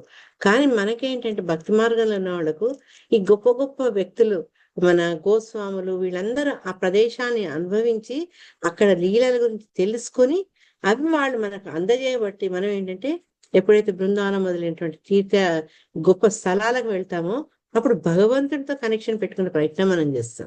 ఎక్కడైతే కృష్ణుడు ఆ వృక్షం నుంచి ఆయన యమునలోకి దూకారు, కాళింగ పడగల మీదకి, ఇట్లా ఈ రకంగా అంటే అన్ని చూస్తుంటాం మనం. రమణ రేతి కానీ ఏదన్నా కూడా ఈ ఆచార్యులు మనకు రివీల్ చేశారు, వాటిని దర్శింపజేశారు. కాబట్టి మనకేంటంటే మనలో ఉండే భావనలో కొంత ఒక సరైన అవగాహన ఉంటుంది. లేకపోతే ఏంటి అంటే ఇంతకుముందు మనం చెప్పుకున్నట్టు రాధాకృష్ణులు వాళ్ళ ప్రణయలీలని మనం కామవాసన చూస్తాం, కానీ అది కామం కాదు, అది ప్రేమ, శుద్ధమైనటువంటి ప్రేమ. ఆ అవగాహన మనకు ఆచార్య కృప వల్ల లభిస్తుంది. హరే కృష్ణ. థ్యాంక్స్ ప్రభు. మీరు ఫోటోలు కూడా చూపిస్తే వాళ్ళు ఇచ్చింటే బాగుండేది. మీకు తర్వాత చూద్దాం వాటిని, క్లాస్ అయినాక వీలైతే మీరు వాటిని కంటిన్యూ రికార్డింగ్ లో ఉంది కదా, నేను ఎండ్ అయిన తర్వాత స్టాప్ షేరింగ్ చేస్తాను, అప్పుడు చేస్తాను. షూర్ తల్లి. హరే కృష్ణ. సో రాధారాణి గురించి తెలుసుకున్నాక మరి ఈ చైతన్య మహాప్రభు యొక్క పరంపరలో వచ్చినటువంటి ఒక గొప్ప వైష్ణవుడి గురించి తెలుసుకునే ప్రయత్నాలు చేద్దాం. ఆయన ఎవరు అంటే భక్తి వినోద్ ఠాకూర్. భక్తి వినోద్ ఠాకూర్ గురించి మాట్లాడే ముందు ఒక్కసారి ఆయన ప్రణామ మంత్రాన్ని చెప్పుకుంటూ ఆయన గురించి 4 విషయాలు తెలుసుకుందాం మనం. నమో భక్తి వినోదాయ సచ్చిదానందనామిని గౌరశక్తి స్వరూపాయ రూపానుగా వరాయతే. అంటే సచ్చిదానంద భక్తి వినోదుడైనటువంటి ఆ గొప్ప వ్యక్తికి నేను నా ప్రణామాలు ఇచ్చుకుంటాను. ఆయన ఎవరట అంటే చైతన్య మహాప్రభు యొక్క ఆధ్యాత్మిక శక్తి వంటి ఆధ్యాత్మిక శక్తిని స్వీకరించిన వాడు గోస్వాముల్ని చాలా శ్రద్ధగా నియమనిష్టలతో ఆయన అనుసరించేవారు. ఈ గోస్వాములు అందరిలో హెడ్ గోస్వామి ఎవరు? ఇంతకుముందు మనం తలుచుకున్నట్టు రూప గోస్వామి. భక్తి వినోద్ ఠాకూర్ గురించి అనేక మంది గొప్ప గొప్ప వ్యక్తులు మాట్లాడారు. తర్వాత ఒక మంచి చక్కటి పుస్తకం మనం లాస్ట్ టైం దాని గురించి కూడా చర్చించుకున్నాం. 7th గోస్వామి. ఈ 6 గోస్వాముల యొక్క అడుగుజాడల్లో నడుస్తూ ఆయన 7వ గోస్వామిగా తెలుపబడ్డారు. ఎవరు? భక్తి వినోద్ ఠాకూర్. అంత గొప్ప వ్యక్తిత్వం అన్నమాట ఆయన్ని. ఆయన ఎవరంటే మనకే రకంగా ఆయన సంబంధం అంటే మన కృష్ణ కాన్షియస్ ఈ వ్యవస్థ యొక్క సంస్థాపక ఆచార్యులు శిలా ప్రభుపాదుల వారి యొక్క గురువు భక్తి సిద్ధాంత సరస్వతి. భక్తి సిద్ధాంత సరస్వతి యొక్క పితృదేవులు అన్నమాట. ఆయన యొక్క తండ్రి ఎవరంటే భక్తి వినోద్ ఠాకూర్. భక్తి వినోద్ ఠాకూర్ 19వ శతాబ్దం చివరిలో 20వ శతాబ్దం మొదట్లో ఆయన జన్మించారనమాట. అతను ఎంత గొప్ప వ్యక్తి అంటే భక్తికి అతను ఒక ఉదాహరణ. ఏ భక్తికి అంటే ఒక గృహస్థుగా ఉండి మన చక్కటి ఆదర్శకరమైనటువంటి ఆదర్శప్రాయమైన జీవితంతో మనకు మార్గదర్శకం చూపించారు ఎవరు అంటే భక్తి వినోద్ ఠాకూర్. ఒక గృహస్థుగా ఉండి భగవత్ సేవలో ఏ రకంగా మన సమయాన్ని వినియోగించుకోవాలి అని మన గృహస్థులకు చక్కటి ఆదర్శం చూపిస్తూ భక్తి వినోద్ ఠాకూర్ తన జీవితాన్ని నడిపారనమాట. ఆయన సమాజంలో చాలా ఉన్నతమైన స్థానము, గొప్ప పేరు ప్రఖ్యాతులు, అందరితోటి వీళ్ళు గౌరవింపబడే వ్యక్తిత్వం ఉన్నప్పటికీ ఆయన గృహంలో ఎలా ఉండేవారంటే భగవంతుడికి దాసుడుగా, అంటే బాహ్య ప్రపంచంలో ఉండే గౌరవాలు గుర్తింపులు అవి ఆయన అక్కడే వదిలేసేవారు అన్నమాట. ఎప్పుడైతే గృహానికి వస్తారో గృహంలో ఆయన భగవంతుడికి దాసుడుగా వ్యవహరించేవారు అనమాట. ఆయన ఆ రోజుల్లో బ్రిటిష్ పరిపాలనలో అతను చాలా ఉన్నతమైన పదవిని ఆయన నిర్వహించారనమాట. డిస్ట్రిక్ట్ మ్యాజిస్ట్రేట్ గా ఉండేవారు ఆయన. ఒక్కొక్క రోజు 20-30 కేసులకు ఆయన ఈ వాటిని ఏమంటారు జడ్జిమెంట్ ఇచ్చారు.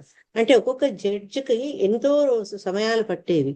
కానీ ఈయన ఎట్లా ఆ విధిని అంత గొప్పగా నిర్వర్తిస్తున్నారు అంటే ఆయన యొక్క చేతన ప్యూర్ కాన్షియస్ అని చెప్తాం కదా, అంత శుద్ధమైన చేతన ఉండడం వల్ల ఈ నిర్ణయాలు త్వరగా తీసుకునేవాళ్ళు, సమర్థవంతంగా తీసుకునేవాళ్ళు. అయితే త్వరగా ఈ బాధ్యతల నుంచి బయటికి పడాలి అని భక్తి వినోద్ ఠాకూర్ చేసే ప్రయత్నాల్ని గవర్నమెంట్ వదులుకోలేదు. ఎందుకంటే అంత సామర్థ్యం కలిగిన వ్యక్తి, అంత సిన్సియారిటీ ఉన్న వ్యక్తి దొరకడం వాళ్లకు చాలా కష్టం. అందుకని ఆయన్ని వాళ్ళు తొందరగా వదలలేదు. మనం ఇద్దరు కూడా ఒకసారి చదివాం. ఆయన ఇంటి నుంచి ఆఫీస్కి వాళ్ళు స్పెషల్ గా రైల్వే లైన్ కూడా వేశారు అని విన్నాం మనం. గత పోయినసారి చర్చించుకున్నప్పుడు ఆయన సమయాన్ని ఏ రకంగా కేటాయించుకొని వివిధ పనులు, అంటే ప్రాపంచిక డ్యూటీస్, తర్వాత గృహంలో అనే డ్యూటీస్, ఒక భక్తుడుగా అనే డ్యూటీ ఏ రకంగా నిర్వర్తించారో మనము తెలుసుకున్నాం. అటువంటి భక్తి వినోద్ ఠాకూర్ ఏంటి అంటే ఇంటికి రావడము, ఇంటికి వచ్చినాక భోజనం చేసి కొద్దిగా విశ్రాంతి తీసుకొని ఆయన రాత్రి అంతా 6 గంటలు కూర్చొని గ్రంథ రచన చేశారు. ఆయన గొప్ప రచయిత అనమాట, గ్రంథకర్త. అతను అనేక వేల భక్తి పాటలు కూడా రచించారు. మనం ఎన్నో పాడుకునే పాటలు మనకు తెలియదు, కానీ భక్తి వినోద్ ఠాకూర్ ద్వారా రచించబడినవి అనమాట. తర్వాత ఆయన ఏం చేశారు, మళ్ళీ తెల్లారు 4 నుంచి 6 గంటలకు చాంటింగ్ చేసుకునేవారు. చాంటింగ్ చేసుకున్నాక ఆయన ఏం చేశారంటే స్వల్పాహారం తీసుకోవడం, ముందు తన పూజ విధులు అన్ని పూర్తయినాక స్వల్పాహారం తీసుకోవడం, కొంతసేపు ఆయన నడిచేవారు, వ్యాయామం కూడా చేస్తూ ఆఫీస్కి వెళ్ళడం, తిరిగి మధ్యాహ్నం వచ్చేసి ఆయన లంచ్ చేయడం, మళ్ళీ ఆఫీసు విధులు నిర్వర్తించేవారు. తర్వాత సమయాన్ని ఆయన ఏంటంటే సంతానానికి వాళ్ళ యొక్క బాగోగుల్ని చూసుకునేందుకు, వాళ్ళకి శిక్షణ ఇచ్చేందుకు కూడా వినియోగించారు. అంటే ఏంటి అంటే ఇటు గ్రంథాల రచన, తర్వాత భగవత్ ఆరాధన, తర్వాత విద్యుక్త నిర్వహణ, తర్వాత సంతానాన్ని 10 మంది సంతానం, ఒకళ్ళిద్దరు కూడా కాదు, 10 మంది సంతానం యొక్క బాగోగులు ఎక్కువగా అతని ధర్మపత్ని చేసుకున్నప్పటికీ కూడా ఈయన కూడా పర్సనల్ గా వాటి గురించి ఇన్వాల్వ్ అయ్యాడు. ఆవిడ చూసుకుంటేది నాకెందుకు, నేను ఉద్యోగం చేసుకుంటున్నా, నా పుస్తకాలు నేను రాసుకుంటున్నాను వదిలేదు. వాళ్ళ యొక్క వ్యక్తిత్వం గురించి కూడా ఆయన ఎంతో ఆలోచించేవారు అనమాట. ఈ రకంగా ఏదో తన విధులు నిర్వర్తించే సమయం వదిలేసి మిగిలిన సమయం అంతా కూడా ఆయన ఒక్క క్షణం కూడా వేస్ట్ చేయకుండా భగవంతుడి కోసం, భగవంతుడి సేవ కోసం ఆయన వినియోగించేవారు అనమాట. అందరికి ఈ కృష్ణ కాన్షియస్నెస్ బోధించడము, తర్వాత భక్తి విలువల్ని తెలియజేయడము, ఈ రకంగా ఎప్పుడు నిరంతరం కూడా ఆయన భగవత్ సేవలో ఉండేవారు. ఈ రకం బ్యాలెన్స్, అది వర్క్ లైఫ్ బ్యాలెన్స్ అంటారు. అంటే ఇటు తన జాబ్ కి ఉద్యుక్త ధర్మాన్ని నిర్వహించడము, తర్వాత ఒక భక్తుడిగా, ఒక వ్యక్తిగా, ఒక గృహస్థుగా ఆయన బాధ్యత ఆయన సామర్థ్యంగా నిర్వహించేవారు అనమాట. ఆయన పూరిలో ఉన్నప్పుడు భగవంతుని ప్రార్థిస్తాడనమాట. ఆయనకు సంతానం ఎదురికే ఉంది, కానీ భగవంతుని యొక్క అద్భుత వాణి అయిన భగవద్గీతను అందరికీ తెలియజేసేందుకు సహాయంగా తనకు సంతానం పుత్రుని ప్రసాదించమని ప్రార్థిస్తాడు. అప్పుడు విమల ప్రసాదిస్తారు అనమాట అని. సో ఈ గృహస్థ జీవితం అంటే ఏంటి అంటే సాధారణమైంది కాదు, అది ఒక తపం లాంటిది. గృహస్థ జీవితం తపమని మనకు ఋషభదేవుడు కూడా 5వ స్కందంలో చెప్తారనమాట. 5వ స్కందంలో ఫస్ట్ శ్లోకమే అదే చెప్తారు. న్యాయం దేహో దేహ పాజాములోకే కష్టాన్ కామాన్ అర్హతే విభుజామి తపో దివ్యం పుత్రకాయేన సత్వం. అది పుత్రులకు ఋషభదేవుడు చెప్తారనమాట.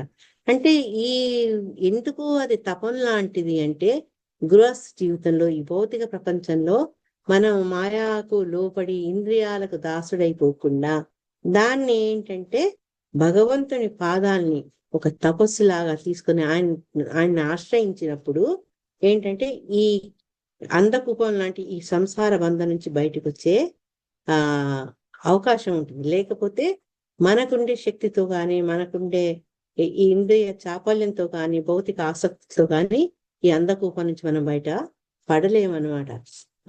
కాబట్టి మనకి హరిభక్తి సాధననే మనకు శ్రేయస్కరం. ఈ విషయాన్ని ఆయన తెలుసుకుని దాన్ని ప్రత్యక్షంగా కూడా ఆచరించారనమాట. తర్వాత ఈ అనేక గ్రంథాలకు ఆయన అనువాదం చేసేవారు అనమాట. చేస్తూ ముఖ్యంగా మనం చెప్పుకున్నట్టు ఆయన యొక్క గొప్ప కాంట్రిబ్యూషన్ ఏంటి అంటే ఈ కీర్తనల ద్వారా మనకు ఎన్నో చక్కటి విషయాలను చెప్పేవారు. చెప్తూ ఈ శ్రీనామం అని గీతావళి గ్రంథం నుంచి ఒక గాయ గోరా మధుర స్వరి అన్న సాంగ్ మనం అందరం విన్నాం.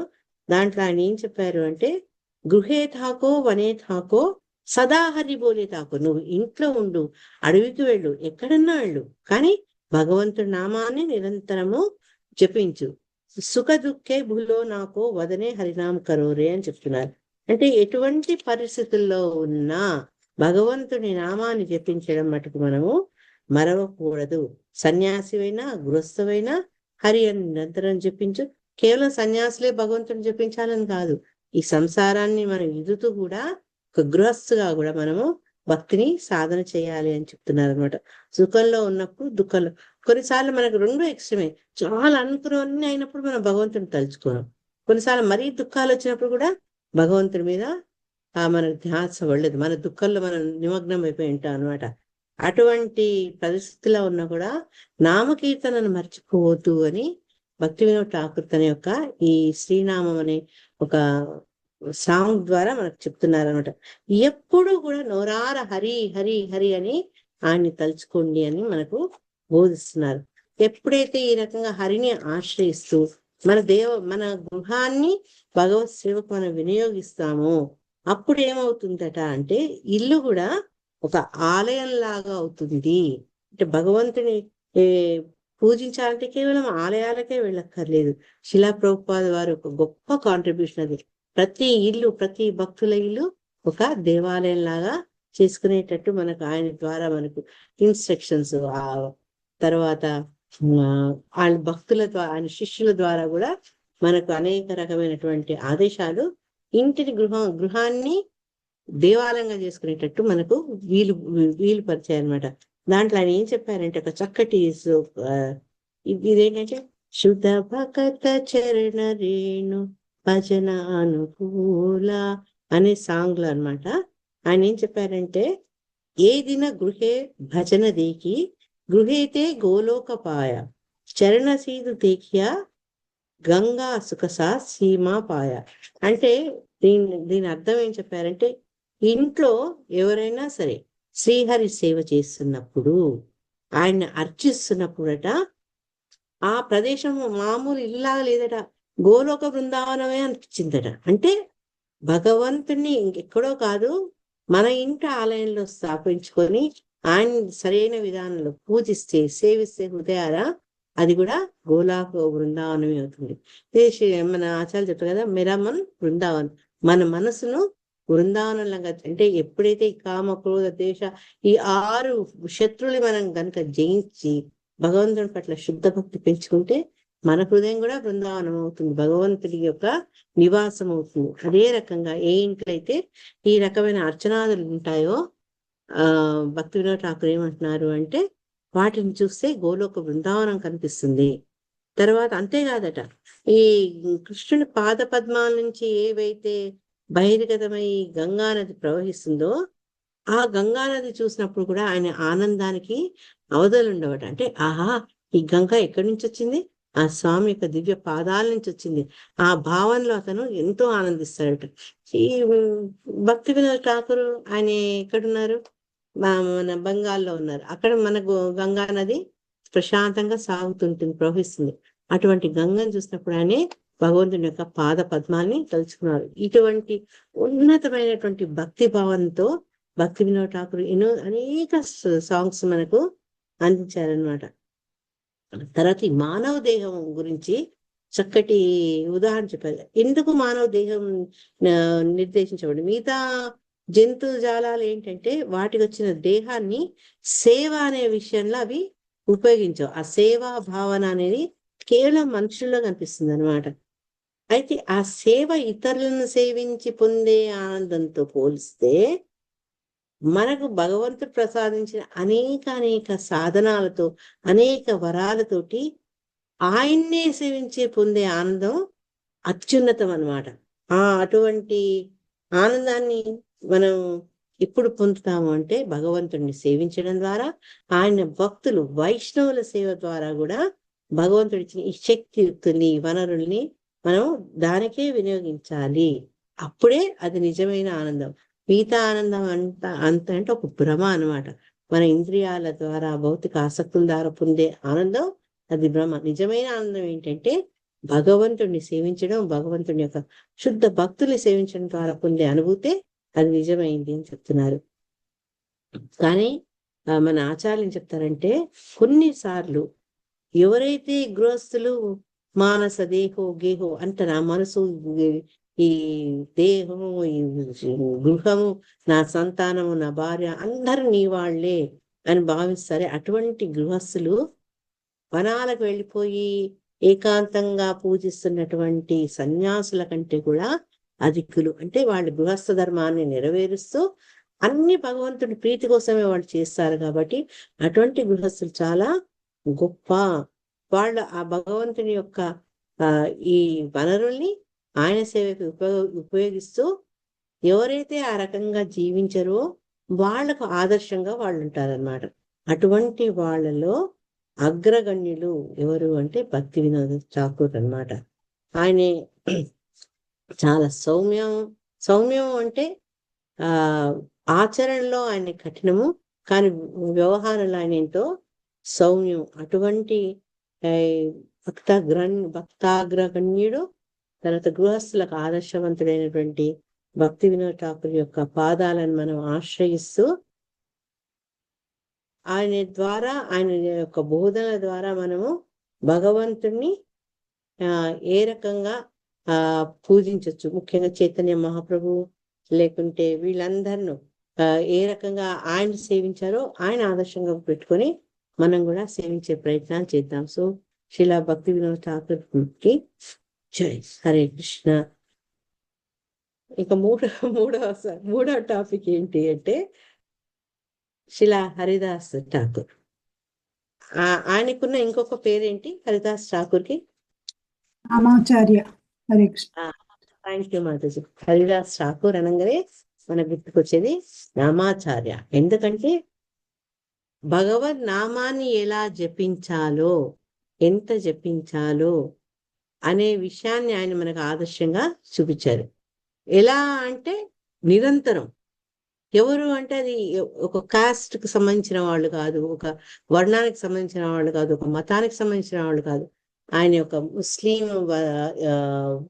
స్కూళ్ళల్లో పుట్టినప్పటికీ ఆ ఆయన భగవన్ నామాన్ని పూర్తిగా ఆశ్రయించి నిరంతరం దాన్ని చేస్తుండేవారు కాబట్టి ఆయన నామాచారులు అని చెప్తారనమాట. అంత చక్కటి టైటిల్ ఆయనకుంది.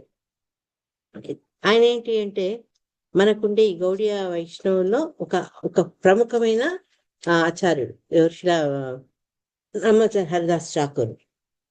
ఆయన భగవంతుని పట్ల ఉండే తీవ్ర భక్తి, భగవన్నామాన్ని ఎలా ప్రచారం చేశారు అనే విషయంలో ఆయన చాలా ఖ్యాతి పొందారనమాట. 15వ శతాబ్దంలో ఆయన జన్మించారు. అంటే చైతన్య మహాప్రభు ఈ భూమండలం మీద ఉన్నప్పుడు ఆయన కూడా ఉన్నారు. 35 ఏళ్ళు చైతన్య మహాప్రభు కంటే పెద్దవారు అనమాట. కానీ ఆ సమయంలో ఆయన సమకాలికులను కూడా మనం చెప్పొచ్చు అనమాట. అదే కాలంలో ఉన్నారు. ఇతను చాలా గొప్ప భక్తుడుగా భగవంతుని యొక్క అంశగా పరిగణింపబడేవారు అనమాట. ఈ నవద్వీప మహాత్మ్య అనే ఒక గ్రంథంలో, అది భక్తి వినోద్ ఠాకూర్ గారు రచించారు. దాంట్లో ఏం చెప్పారు అంటే బ్రహ్మ యొక్క అంశగా ఇతను జన్మించారు అని చెప్పారు. బ్రహ్మ ఎప్పుడైతే ఈ బ్రహ్మ విమోహ లీల అయినాక భగవన్ నామం పట్ల విపరీతమైనటువంటి మోహంతో ఆయన భగవంతుడిని తలుచుకోవాలని అతని తపన చూసి భగవంతుడు అతని మీద కరుణ చెందుతారనమాట. అప్పుడు చైతన్య మహాప్రభుగా వచ్చినప్పుడు రాకముందే ఈ రకంగా అతను ఈ ముస్లిం కుటుంబంలో అవతరించేటట్టుగా అరేంజ్మెంట్ జరిగింది అని చెప్తుంటారు అనమాట. ఇది నవద్వీప మహాత్మ్యాల్లో. అని ఈ హరే కృష్ణ నామాన్ని ఒక దృఢ వ్రతంలాగా అనమాట, ఒక పెద్ద కమిట్మెంట్ ఆయనకు, అచంచల కమిట్మెంట్. అంటే ఎటువంటి పరిస్థితుల్లో కూడా దాన్ని ఆయనే వదలలేదనమాట. ఆ రకంగా ఆయన ఒక అచంచలమైనటువంటి ఈ దీక్షకు ఆయన పేరు ప్రఖ్యాతులు పొందారనమాట. ఆయన ఒక భజన కుటీరాన్ని నిర్మించుకొని అందులో ఒక తులసి చెట్టు, తులసి వనమేమో మెయిన్ గా, ఒక తులసి చెట్టు ముందు ఆయన కూర్చొని నిరంతరం భగవన్నామాన్ని జపించేవారు. నేనేం విన్నానంటే ఆయన ఆహారం కోసం కూడా ఆయన ఎక్కడికి వెళ్ళకపోయేవారు. తులసి చెట్టు నుంచి రాలిపడిన ఆకుల్ని ఆయనే ఆహారంగా స్వీకరించేవారట. రోజుకు ఆ తులసి చెట్టు ముందుండి 3 లక్షల నామాన్ని అని నిరంతరం జపం చేస్తూ ఉండేవారు అనమాట. చైతన్య మహాప్రభు యొక్క జీవితంలో హరిదాస్ ఠాకూర్ కూడా ఒక ముఖ్యమైన రోల్, మహత్తరమైన భాగాన్ని ఆయన ధరించారనమాట. ఆయన బోధనల ద్వారా ఏం మాట్లాడేవారు?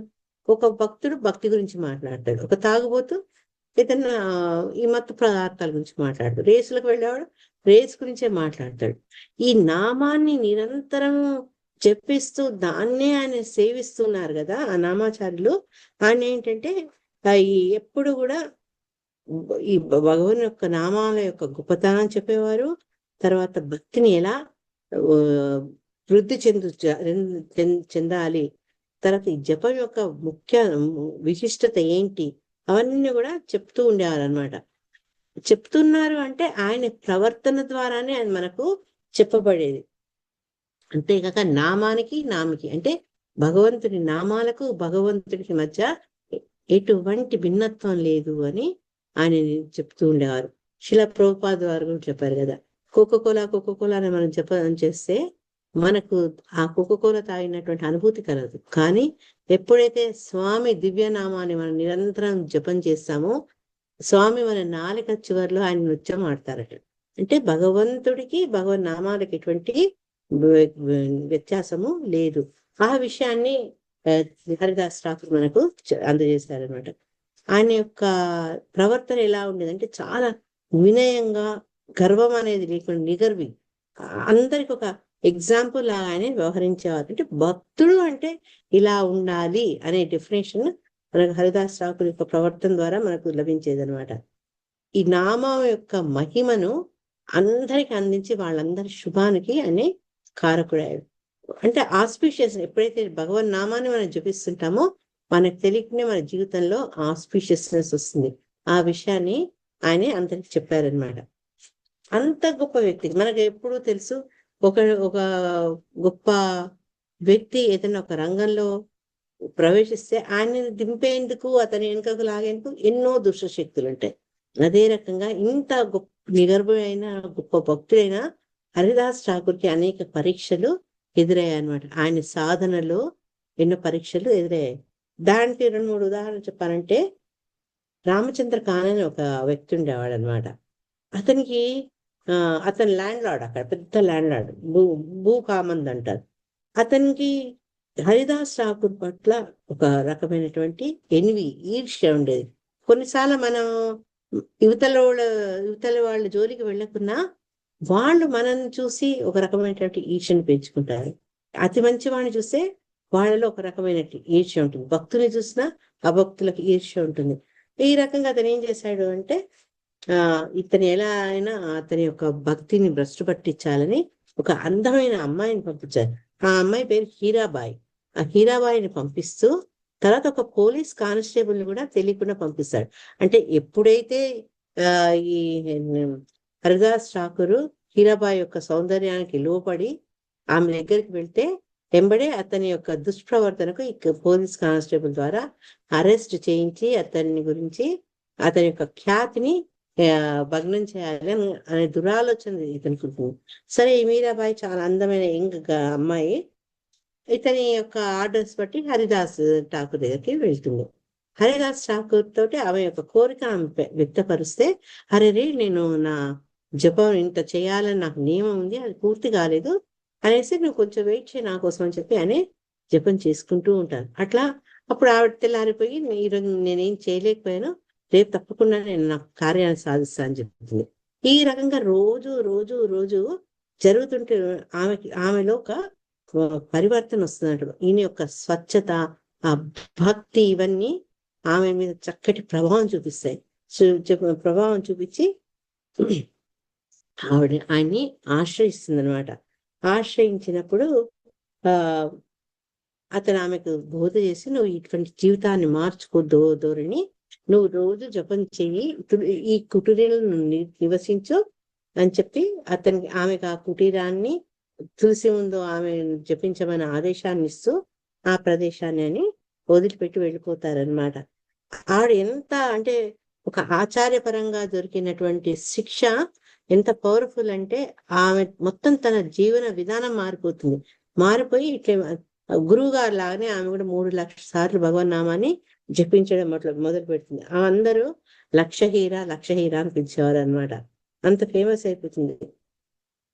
తర్వాత ఈ పులియా గ్రామంలో ఇవన్నీ జరిగిపోతాయి కాబట్టి అతనున్న ఫస్ట్ ప్రదేశాన్ని వదిలిపెట్టి పులియా గ్రామంకి వెళ్తారు. ఎవరు?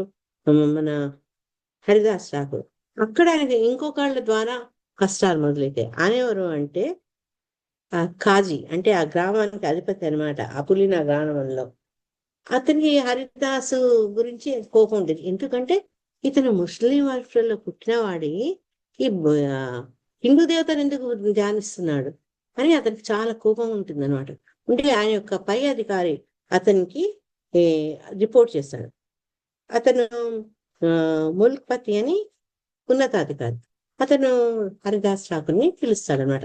ఎప్పుడైతే హరిదాస్ ఠాకూర్ వస్తాడో ఆయన ప్రవర్తన, ఆయన యొక్క వర్చస్సు ఇవన్నీ చూసి తెలిసిపోతుందంటే ఈ ముల్క్పతికి ఇతను సామాన్య వ్యక్తి కాదు అని. అయినప్పటికీ కూడా తన డ్యూటీ తను చేయాలి కాబట్టి అతను అడుగుతాడు, ఎందుకు ఇట్లా చేస్తున్నావు అని చెప్పి, నువ్వు అన్య దేవతల గురించి ఎందుకు పూజ చేస్తున్నావు, మన మతం చేయలేదంటే, మరి మన మతంలో వాళ్ళని మార్చుకుంటున్నాం కదా, మరి వాళ్ళ మతంలో చెందిన దేవుణ్ణి పూజిస్తే తప్పేంటని తన లాజిక్ ని పెడతారనమాట. అతన్ని ఎన్ని రకాల ప్రయత్నించినా వీళ్ళు హరినామ జపాన్ని మాన్పించడం వాళ్ళ సాధ్యం కాదనమాట. మాటలతో సాధ్యం కాదు. అప్పుడు ఆ అధికారి కాజీ వైపు చూస్తాడు ఏం చేయాలి అని. ఈ ఈ కాజీ ఏం చేస్తాడంటే ఇతనికి కొరడా దెబ్బలు శిక్షగా వేయాలి అని చెప్తాడు అనమాట. కొరడా దెబ్బలు ఏంటి అంటే మార్కెట్ ప్లేస్ లో చూస్తే మిగతా వాళ్ళు కూడా అటువంటి తప్పు చేయకుండా అక్కడ 22 మార్కెట్ ప్లేస్ అనే కూడలిలో కొరడా దెబ్బలు వేయాలి. అయితే ఒక ఒక కండిషన్ పెడతాడు, ఈ కొరడా దెబ్బలు తిని కూడా అతను మరణించకుండా ఉంటే అప్పుడు అతను సాధన అతను చేసుకోవచ్చు అని ఒక చిన్న క్లాస్ పెడతాడు అనమాట. క్లాస్ పెడితే తర్వాత అందరు చూస్తుంటే ఇతనికి కొరడా దెబ్బలు తగులుతాయి అనమాట. ఆ కొరడా దెబ్బలు తగిలి అతను మూర్చిల్లిపోతాడు. తర్వాత వాళ్ళు నది దగ్గర తీసుకెళ్తారు. కానీ భగవన్నామాన్ని అతను ఆపలేదు. సో అతను మూర్ఛితుడే అవుతాడు కానీ జీవనాన్ని కోల్పోడు. అతను మళ్ళా ఎప్పుడైతే భగవన్నామాన్ని స్మరించడం మొదలు పెడతాడో, మళ్ళా స్పృహలోకి వస్తాడో, అప్పుడు వీళ్ళు వాళ్ళ ప్రయత్నాల నుంచి విసిగిపోతారనమాట. ఇదంతా ఎందుకు జరిగింది అంటే చైతన్య మహాప్రభు యొక్క దయ వల్ల అన్ని కొరడా దెబ్బల నుంచి కూడా, సామాన్యుడు అయితే ఇన్ని దెబ్బలకు ఎప్పుడో చచూరుకునేవాడు, కానీ భగవంతుని యొక్క నామాన్ని ఆశ్రయించిన వాడు కాబట్టి శ్రీ హరిదాస్ ఠాకూర్కి ఈ వాళ్ళలోనే పరివర్తన అతను చేయగలుగుతాడు అనమాట. ఇప్పటికి కూడా మనం మాయాపూర్ వెళ్తే ఆ ప్రదేశాన్ని మనం దర్శించుకోవచ్చు. తర్వాత 35 ఏళ్ళు చైతన్య మహాప్రభు కంటే పెద్దవాడు కదా, ఇంకా వార్ధక్యం వచ్చేసింది. అతను తిరిగి తన దేహాన్ని విసర్జించి వెళ్ళిపోవాలి అన్న నిర్ణయానికి వస్తారనమాట. నిర్ణయానికి వచ్చినప్పుడు అతను కోరుకునేది ఏంటంటే గౌర సుందర్ అంటే చైతన్య మహాప్రభు యొక్క సమక్షంలో తన దేహాన్ని వదలాలి అని అతను అనుకుంటారనమాట. అని కోరుకుంటారు కూడా. చైతన్య మహాప్రభుతో తన డిజైర్ చెప్తారు. దానికి మహాప్రభు విచారిస్తారు అనమాట. అరే నా లీలల్లో నా దాంట్లో నువ్వు భాగస్వామివి, నేను ఇట్లా నిన్ను వెళ్ళిపోనిస్తానని అనుకుంటారనమాట. నేను ఈ వియోగా నేను భరించలేనని చెప్తారు. కానీ అతను పదే పదే అదే రకమైనటువంటి వినతి చేయడం వల్ల ఒకరోజు ఏమవుతుందంటే అందరూ సమక్షంలో, వైష్ణవులు అందరి సమక్షంలో చైతన్య మహాప్రభు చక్కటి ఏమంటారు సామూహిక జపాన్ని నిర్వహిస్తారనమాట. ఈ వైష్ణవుల సమక్షంలో అందరినీ ఆయన వాళ్ళ పాదధూళి తీసుకొని చైతన్య మహాప్రభు యొక్క పాద పద్మాలని తన హృదయం మీద పెట్టి ఆ భగవంతుని ధ్యానిస్తూ అతను దేహాన్ని త్యాగం చేస్తాడనమాట. ఆ వృత్తాంతం చూసిన వాళ్ళందరికీ భీష్మ పితామహ ఏ రకంగా కృష్ణుని చూస్తూ తన జీవితాన్ని ఆయన విసర్జించారో, అది దేహాన్ని ఎట్లా ఆయన త్యాగం చేశారో అది గుర్తు తెచ్చుకుంటారనమాట. ఎప్పుడైతే అతను దేహాన్ని ప్రాణ త్యాగం చేశారో ఆ మృతదేహాన్ని తీసుకొని చైతన్య మహాప్రభు నృత్యం చేస్తారనమాట. అందరికి ఆశ్చర్యం అవుతుండొచ్చు, కానీ ఎందుకంటే వైష్ణవుడి జననము మరణము రెండు కూడా మనం వాటిని సెలబ్రేట్ చేసుకోవాలి అనే దానికి ఇది ఒక చిన్న ఉదాహరణ. ఆయనకి అనేక సంస్కారాలు ఈ మృతదేహానికి అగ్ని సంస్కారం అవన్నీ కూడా చేస్తారు. చేసి అవన్నీ స్వయంగా చైతన్య మహాప్రభు నిర్వహణ జరుగుతుంది. తర్వాత అందరి దగ్గర నుంచి విరాళాలు సేకరించి పెద్ద వైష్ణవ సమారాధన కూడా జరుపుతారనమాట. ఈ రకంగా హరిదాస్ ఠాకూర్ యొక్క దేహ త్యాగం జరుగుతుంది. ఎప్పుడైతే ఆయన యొక్క మూడ్ అంటే హరిదాస్ ఠాకూర్ యొక్క భావన ఎలా ఉంటుందంటే చిన్న ఉదాహరణ మనకు చైతన్య చరితామృతంలో చెప్తారనమాట. ఖండ ఖండ హే దేహ యయాయతి ప్రాణ తెమో అభి బాధాం ఏను చారి హరినాం అని చైతన్య భాగవతం చెప్తారట. అంటే ఏంటంటే ఈ నా దేహాన్ని ఖండాలుగా చేసినప్పటికి కూడా, దాని కారణంగా నేను మృతి చెందినప్పటికి కూడా కృష్ణ నామ స్మరణను ఆపను. ఎప్పుడైతే ఈ కాజీ నీ దేహాన్ని ముక్కలు చేస్తానంటాడు అనమాట. నువ్వు ఈ నామస్మరణ ఆపకపోతే, నువ్వు నా దేహాన్ని ఖండం చేసినా, నేను మృతి చెందినా అంత మటుకు నేను భగవన్నామాన్ని నేను చేస్తూనే ఉంటాను. అంటే భగవన్నామం పట్ల అతని అనురక్తి, భగవంతుడి పట్ల ఉండే దృఢ భక్తికి ఇది ఒక ఉదాహరణ. ఈ రకంగా భక్తి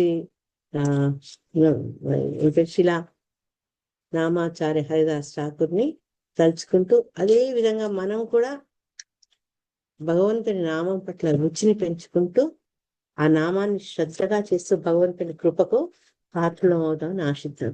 ఇంకా లాస్ట్ భద్ర పూర్ణిమ, ఒక్క 1 సెకండ్ నాకు దీన్ని ప్రభు హెల్ప్ కావాలి. అపభద్రపుడు. ఇంకా 5-10 minutes పూర్తి చేస్తా ప్రభు.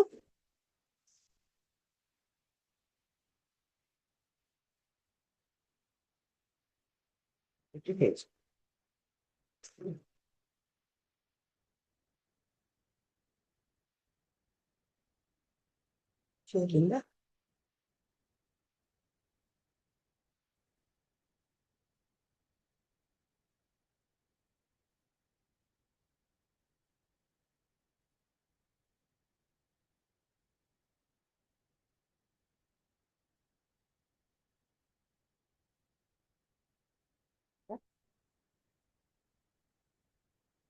హరే కృష్ణ. యాక్చువల్ ప్రభు తయారు చేసిన స్లైడ్స్ ఫస్ట్ నేను ఉపయోగిస్తున్నా దాన్ని. హరే కృష్ణ. స్లైడ్ షోలోనే ఉంది కదప్పా. ఓకే.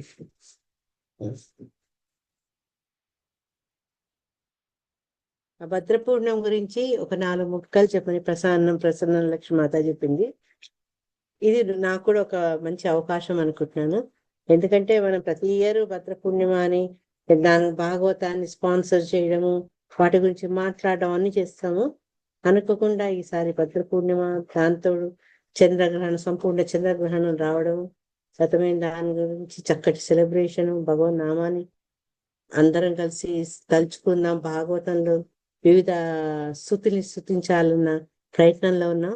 సో ఈ భద్ర పూర్ణిమ గురించి చెప్పాలి అంటే, ఎట్లయితే మనం భగవద్గీత ఆవిర్భావాన్ని సెలబ్రేట్ చేసుకుంటామో గీతా జయంతిలో, అదే రకంగా శ్రీమద్ భాగవతము అవతరించిన రోజు అనమాట భద్ర పౌర్ణిమ.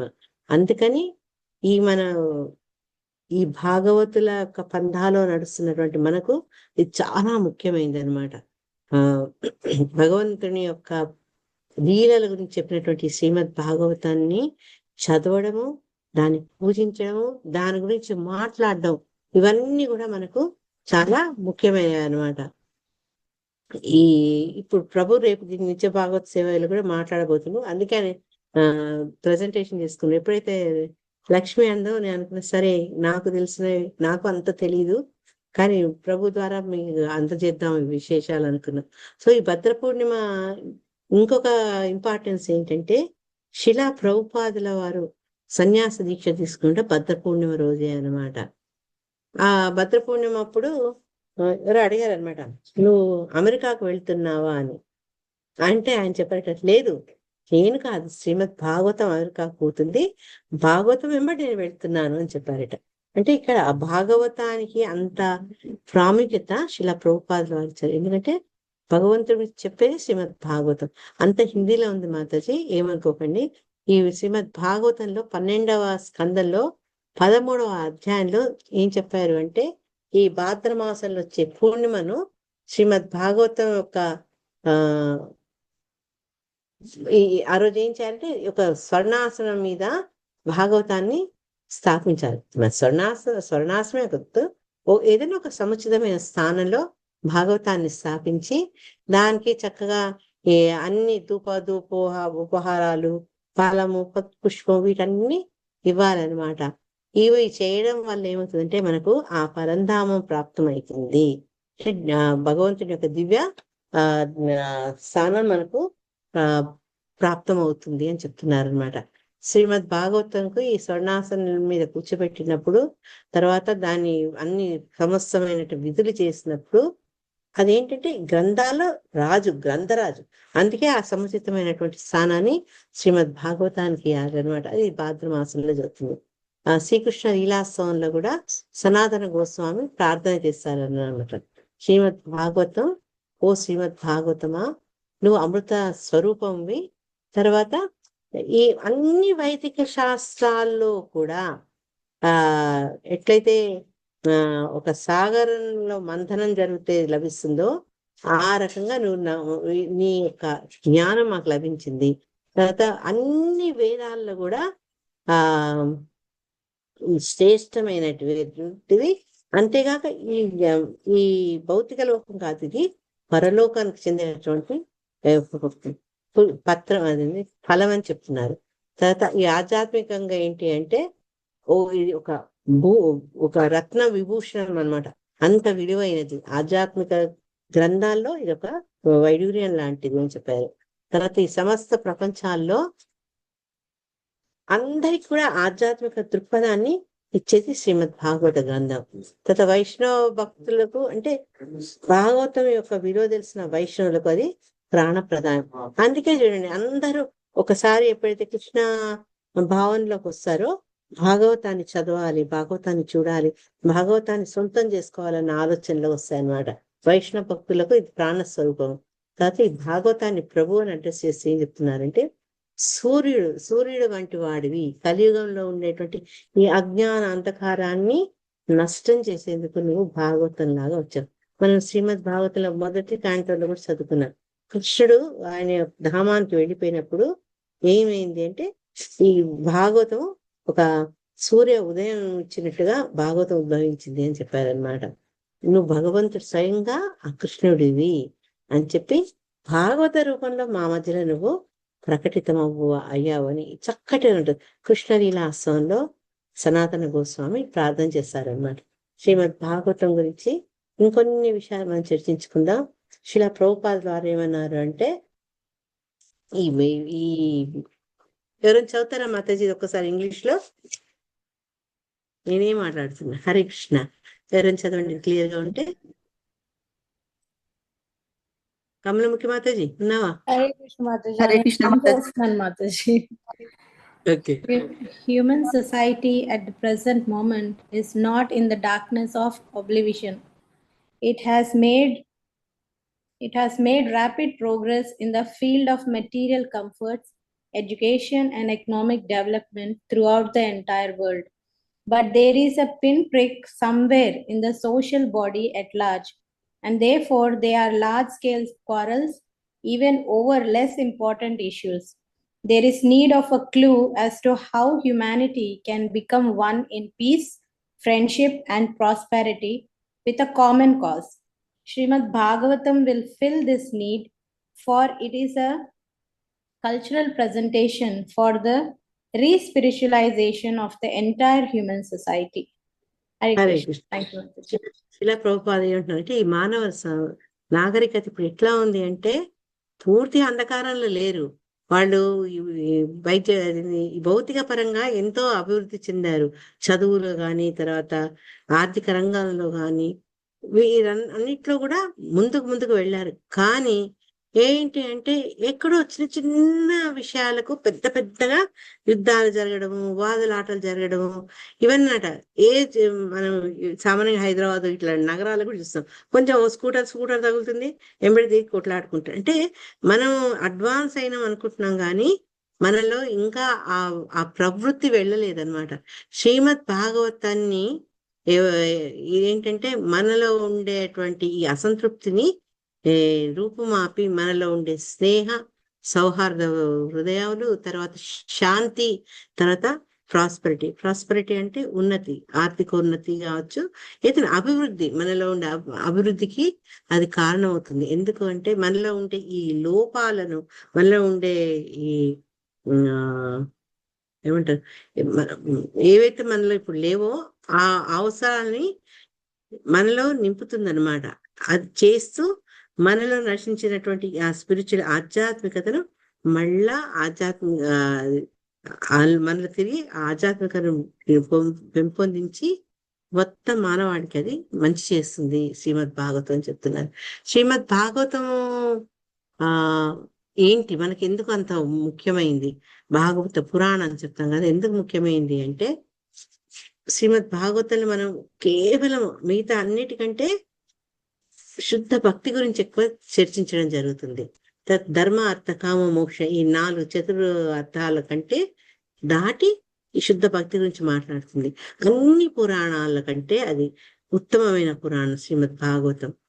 తర్వాత భాగవతం ముఖ్యంగా చర్చించేది ఏంటంటే, భగవంతుని లీలలు, భగవంతుని యొక్క భక్తుల యొక్క విశేషాల గురించి చెప్తాం అనమాట. అల్టిమేట్ గా అంటే మనకు ముఖ్యంగా భాగవతం చెప్పేది ఏంటంటే, భగవంతుని పట్ల శుద్ధ భక్తిని, ప్రేమని ఇలా పెంపొందించుకోవాలి అని. అందుకని చాలా పవిత్రమైనది. దాన్ని మనందరం కూడా దాన్ని మన సొంతం చేసుకోవాలి. ఎందుకంటే ఎప్పుడైతే శుభాన్ని కలిగిస్తుందో అటువంటి ఆ గ్రంథాన్ని మనము సొంతం చేసుకుంటే మన జీవితం కూడా శుభప్రదం అవుతుంది అని. ఇవి వేదాంత సూత్రాలకు కామెంటరీగా కూడా పరిగణింపబడుతుంది. ఇది తెలుగులో ఉంది, ఎవరైనా చదవండి మాతాజీ. వ్యాసదేవుడు నారదుడు వారు వచ్చి వ్యాసదేవుడికి ఏమని ఆదేశించారు అని చెప్పారు. ఒకసారి ఎవరైనా చదవండి మాతాజీ. హరే కృష్ణ మాతాజీ. చదవండి. ప్రామాణికుడైన గురువు శ్రద్ధాళువు శరణాగతుడు అయిన శిష్యునికి నేరుగా ఉపదేశం చేస్తారు. దానిలో ఎటువంటి స్వలాభము గాని సందిగ్ధత గాని ఉండదు. నారదముని శ్రీల వ్యాసుదేవునికి ఉపదేశము చేస్తూ, ఓ వ్యాసదేవ, నీవు అమోఘ దృష్టి కలవాడివి.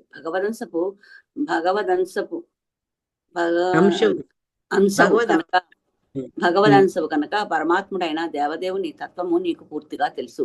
జన్మరహితుడమైన జనుల కళ్యాణానికి నీవు భూమిపై అవతరించావు కనుక దయచేసి శ్రీకృష్ణ భగవాను దివ్యలీలను నీవు విపులముగా వర్ణించు అని పలికారు.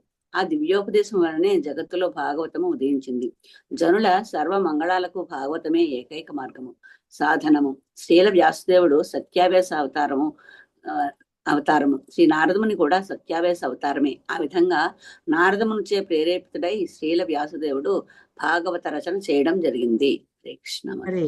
అంటే భాగవతం ఎందుకు ఉనికిలోకి వచ్చింది అంటే వ్యాసదేవునికి నారదుడు బోధించాడు. అది కూడా ఇక్కడ ఏంటి, చరమోపదేశం. ఎన్నో చెప్పారు, కానీ దీంట్లో అల్టిమేట్ గా ఆయన ఇచ్చిన ఉపదేశం ఏంటంటే భగవత్ లీలను వర్ణిస్తూ శ్రీమద్ భాగవతాన్ని నువ్వు రచించు అని చెప్పారనమాట. ఎందుకంటే నీవు భగవంతుని యొక్క తత్వం తెలుసుకున్న వాడివి, ఆ విశేషాలన్నీ రూపొందిస్తూ పొందుపరిచి నువ్వు శ్రీమద్ భాగవతాన్ని రచించి ప్రజల యొక్క కళ్యాణానికి నువ్వు పాత్రుడవమని చెప్తారనమాట. సో శ్రీమద్ భాగవతం ఆ రకంగా ఆవిర్భవించింది. మన పోతన గారు ఏం చెప్పారంటే, జై శ్రీమాతాజీ. హరే కృష్ణ మాతాజీ. ప్రణామ్స్. ఏంటి మాతాజీ? పలికెడిది భాగవతమట, పలికించెడి వాడు రామభద్రుండట. నే పలికిన భవహరమగునట, పలికెద వేరొండు గాథ పలుకగనేలా. చెప్పేదేమో పరమ పవిత్రమైన శ్రీమద్ భాగవతమా, కరుణా సముద్రుడైన శ్రీరామచంద్ర ప్రభువే చెప్పించేవాడా? చెప్పినందువల్ల భవబంధాలు పరిహారం అయిపోతాయా? ఇంకా అనవసరంగా మిగతావి పలకటం ఎందుకు? భాగవతాన్నే చెప్తాను. హరే కృష్ణ. హరే కృష్ణ. ఇది పోతన్న గారు చక్కగా చెప్పారనమాట. పద్యం ఏంటంటే శాంపుల్. శ్రీమద్ భాగవతం పోతన గారితో రచించబడింది, ఎంత బాగుంటుంది అని. ఎందుకు ఆయన ఏమంటున్నారంటే, భాగవతం గురించి నేను మాట్లాడక్కర్లేదు, భాగవతమే తన గురించి పలుకుతుంది, నేను ఈ భాగవతాన్ని రూపొందించేది ఒక సాధనాన్ని మాత్రమే అని చెప్తూ, రమింపజేసేవాడు భద్రత ఉసికేవాడైన భగవంతుడు శ్రీరాముడే పలికిస్తున్నాడు. అది పోతన గారు చెప్పింది ఏంటంటే, ఆయన రాముల వారి యొక్క ఆశీర్వచనం వల్ల, ఆయన యొక్క ప్రోద్బలం వల్ల తను శ్రీమద్ భాగవతాన్ని రచించారని చెప్తున్నారు అనమాట. స్వయంభూగా పలకబోతున్న సాక్షాత్ భగవత్ స్వరూపము వ్యక్తం కావటంలోని నిమిత్త పాత్రత మోక్షాన్ని. ఆయన జస్ట్ నిమిత్త మాత్రుడే అనమాట. ఎంత భగవంతుడే స్వయంగా ఆదేశించి మళ్ళీ తన గురించి తను కథనం చెప్తున్నారు. అంతకన్నా కావాల్సింది ఏముంది? అందుకే మిగతావన్నీ పరిత్యజించేస్తాను, ఈ పని మాత్రమే చేస్తాను. అంటే కేవలం భాగవతాన్ని రచించడమే నా జీవన ఉద్దేశం అని చెప్తూ ఉన్నారనమాట. చెప్పి ఈ భాగవత పెద్దలు బాగుపడడానికి భాగవతం అంటారేమో, అందుకే కైవల్య పదం చేరుకనై అని గ్రంథాన్ని ప్రారంభించారు. ఇది స్టార్టింగ్ లో చెప్తారనమాట. మన వాళ్ళు చెప్తారు కదా, భాగవతం భాగవతం అంటుంటే మనం బాగుపడిపోతామట. భాగవతం అట అంటే మనలో ఉండే ఈ నాస్తికత గాని అవిశ్వాసం గాని తొలగి భగవంతుడిపై భక్తి మనలో పెరుగుతుంది. కాబట్టి భాగవతం ఆ రకంగా మనకు ఉపయోగపడుతుంది. ఇది భాగవతం గురించి ప్రార్థన. సర్వశాస్త్రాప్తి పీయూష సర్వవేదైక సత్ఫల సర్వ సిద్ధాంతరత్నాఢ్య సర్వలోకైక దృక్పథ. మేము భక్తి వైభవ చదువుతుంటే ప్రతిసారి క్లాస్ ముందు ఈ భాగవతాన్ని మేము ప్రార్థిస్తాం అన్నమాట. సర్వభాగవత ప్రాణ శ్రీమద్ భాగవత ప్రభో కలిధ్వాంతోదిత ఆదిత్య శ్రీకృష్ణ పరివర్తిత పరమానంద పాఠాయ ప్రేమవర్షి అక్షరాయతే సర్వదా సర్వసేవ్యాయ శ్రీకృష్ణాయ నమోస్తు మే. మదేక బంధో మత్సంఖ్యిన్ మద్గురో మన్మహాధన మన్నిస్తారక మద్భాగ్య మదానంద నమోస్తుతే. అసాధు సాధుతాదాయిన్ అతి నీచోచ్ఛతాకర ఆనముంచ కదాచిన్మాం ప్రేమ్నా హృత్కంఠయోస్ఫురా. హరే కృష్ణ. సర్వశాస్త్రాబ్ది ఈ శ్లోకం బట్టి ఏం చెప్తారంటే దీని అర్థం ఓ శ్రీమద్ భాగవతం. ఇక్కడ భాగవతాన్ని డైరెక్ట్ గా అడ్రస్ చేస్తున్నాం. ఈ వేదాలనే సముద్రాన్ని మందిస్తే అమృతం ఏ రకంగా వచ్చిందో ఆ రకంగా నువ్వు వచ్చావు అన్నమాట.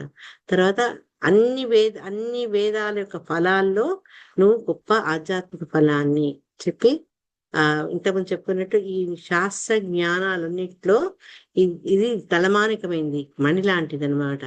తర్వాత భాగవతం చదవడం ద్వారా భాగవతమే మనకు ఆధ్యాత్మిక దృష్టికోణాన్ని పెంపొందింపజేస్తుంది ఈ భౌతిక ప్రపంచంలో అని చెప్పి అందరూ వైష్ణవులకు నువ్వు ఒక ప్రాణవాయువు లాంటి వాడివి. తర్వాత ఇంతకుముందు అనుకున్నట్టు ఎప్పుడైతే భగవంతుడు తన స్వధామానానికి తిరిగి వెళ్ళారో అప్పుడు భాగవతము ఒక సూర్యుడిలాగా ఈ అంధకారంలో ఉన్న ప్రపంచంలో ఉద్భవించింది కలియుగంలో. అందుకే నువ్వే కృష్ణుడివి అని చెప్తున్నారు అనమాట. పరమానంద పాఠ దీంట్లో శ్రీమద్ భాగవతం నేను గౌరవమైనటువంటి వందనాలు సమర్పించుకుంటున్నాను. నిన్ను చదవడం ద్వారా ప్రతి ఒక్కళ్ళకు ఒక ఆధ్యాత్మిక ఆనందాన్ని పొందుతారు అని చెప్పి నీలో ఉండే నీ భాగవతంలో ఉన్న అక్షరాలన్నీ కూడా ప్రతి అక్షరం ప్రతి పదం కూడా భగవంతుని పట్ల ఉండే దివ్య ప్రేమను వర్షిస్తుంటుంది అని చెప్తున్నారు. అంటే భాగవతం చదవడం ద్వారా మన మీద ఆ ప్రేమ వర్షం కురుస్తుంది అనమాట అని చెప్పి ఎప్పుడు భాగవతం అందరినీ సేవిస్తుంది, అందరూ నిన్ను సేవిస్తారు. ఎందుకంటే అది భగవంతుని యొక్క అవతారం కాబట్టి భాగవతాన్ని ఆ రకంగా సేవిస్తారు అని చెప్తున్నాను. లాస్ట్ శ్లోకంలో ఏంటంటే శ్రీమద్ భాగవతం నువ్వే నాకు నిజమైన స్నేహితుడివి, నా తోడువు, నా టీచర్వి, తర్వాత నువ్వే నా గొప్ప ధనాన్ని, నన్ను దరిచేర్చేవాడివి, నా యొక్క నిధివి, నా ఆనందాన్ని. అటువంటి భాగవతాన్ని నేను నీకు నమస్కారాలు సమర్పించుకుంటున్నానని చెప్తూ ఎవరైతే ఈ భౌతిక ప్రపంచంలో అసాధులు అంటే వాళ్ళ యొక్క గుణం, వాళ్ళ ప్రవర్తన అసాధువులు ఉంటారు అనమాట. ఇతర వాళ్ళకి ఇబ్బంది కలిగిస్తూ సరైన ప్రవర్తన ఉండాలి. అటువంటి వాళ్ళకు కూడా ఈ సాధుతనాన్ని ఇస్తుంది అనమాట. తర్వాత పతితుల్ని ఉద్ధరిస్తుంది. అటువంటి ఈ భాగవతం నన్ను వదిలి వెళ్ళొద్దు అని ప్రార్థిస్తున్నారు అనిపిస్తూ, నీవు నా హృదయంలో నా కంఠంలో స్థితమవు, నువ్వు అవతరించు చెప్పి అది ఎట్లా అంటే భాగవతంతో పాటు భగవంతుడి పట్ల శుద్ధ ప్రేమ కూడా తనకు కలగాలి అని ఇక్కడ ప్రార్థించడం జరిగింది. హరే కృష్ణ. లాస్ట్ ఏంటంటే Bhagavad Gita, Bhagavatam, Chaitanya Charitamrita 3 books are enough అనేవారు శిలా ప్రభుపాదులు. అయితే అవి ఎప్పుడెప్పుడు చదవాలంటే ప్రారంభ దశలో భగవద్గీత చదువు, కొంచెం నెక్స్ట్ శ్రీమద్ భాగవతాన్ని చదివినాక చైతన్య చరితామృతాన్ని మనం చేయాలి. ఈ భగవద్గీత ఏంటంటే మనకి బేసిక్ ఫౌండేషన్, పునాది రాయి వంటిది అనమాట. ఈ ఆధ్యాత్మిక చింతనకు అది పునాది లాంటిది. స్వయంగా భగవంతుడు పలికిన పలుకులు. తర్వాత దీంట్లో ఈ తత్వం, కృష్ణ చింతన తత్వం అంటే భగవంతుని గురించి తత్వం మనకు తెలుస్తుంది. తర్వాత ఫస్ట్ ఈ భగవద్గీత ఏం చెప్తుంది మనకు, నువ్వు దేహం కాదు, నువ్వు ఆత్మవు అని చెప్తుంది. లాస్ట్కి ఏం చెప్పారు, సర్వధర్మాన్ని పరిత్యజ్య మామేకం శరణం వ్రజ, అన్ని ధర్మాలను వదిలిపెట్టేసి నన్ను ఆశ్రయించు అని 18వ అధ్యాయంలో చెప్తారు. ఇది భగవద్గీత అని చెప్తే, శ్రీమద్ భాగవతంలో ఏంటంటే ఇప్పుడు మనకు కాలేజ్ అయిపోయింది, ఇప్పుడు స్కూల్ అయిపోయింది, ఇప్పుడు గ్రాడ్యుయేషన్ అనమాట. బిఎస్సీ, బీకామ్, బిఏ అవన్నీ చదువుతున్నాం మనం. దీంట్లో అక్కడేమో కృష్ణుడు పలికితే ఇక్కడ కృష్ణుడి గురించి, కృష్ణుడి యొక్క లీలల గురించి చెప్పడం జరుగుతుంది. చెప్పి అంతేకాక దాంట్లో భాగవతంలో చర్చించింది ఏంటంటే భగవంతుడి గురించి, భగవంతుడి దివ్య లక్షణాలు, ఆయన యొక్క భక్తుల గురించి చర్చించారు. ఫస్ట్ ఇక్కడ ఏమన్నారు భగవద్గీత లాస్ట్ కు అన్ని ధర్మాలను వదిలేసి నన్ను ఆశ్రయించమన్నారు. సేమ్ ఇక్కడ అదే శ్లోకతో స్టార్ట్ అవుతుంది. ధర్మ ప్రోజిత కైతవో అత్ర పరమో నిర్మత్సరానాంశం. రిజెక్ట్ అన్ని కైతవ ధర్మాలు ఏవైతే మనల్ని పిడదారిని పట్టిస్తారో, చీట్ చేసావో అవన్నీ వదిలేసి భక్తికి ఏదైతే మూలమో దాన్ని నువ్వు ఆశ్రయించాలి అని మొట్టమొదటిగా భాగవతం యొక్క సందేశం మనకిస్తే, ఆఖరికి ఏం చెప్తారు అంటే 12వ స్కందంలో ఆఖరి శ్లోకంలో నామ సంకీర్తనం యస్య సర్వపాప ప్రణాశనం ప్రణామో నద్దు ప్రణామో ఏంట 10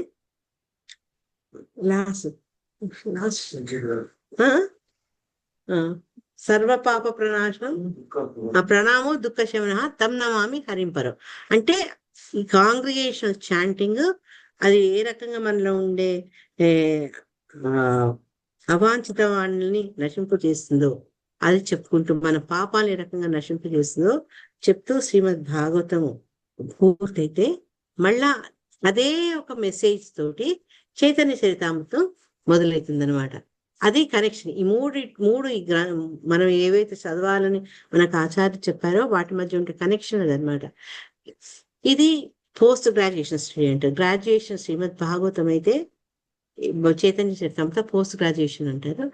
దాంట్లో భగవంతుని యొక్క చింతన, భగవంతుడు ఏం చింతిస్తున్నాడు, మైండ్ ఆఫ్ కృష్ణ, అది మనకు తెలియజేస్తున్నాడు. చైతన్య చరితామృత ద్వారా భగవంతుడు ఏం ఆలోచిస్తున్నాడు, ఏం కోరుకుంటున్నాడు అనేది మనకు తెలుస్తుంది.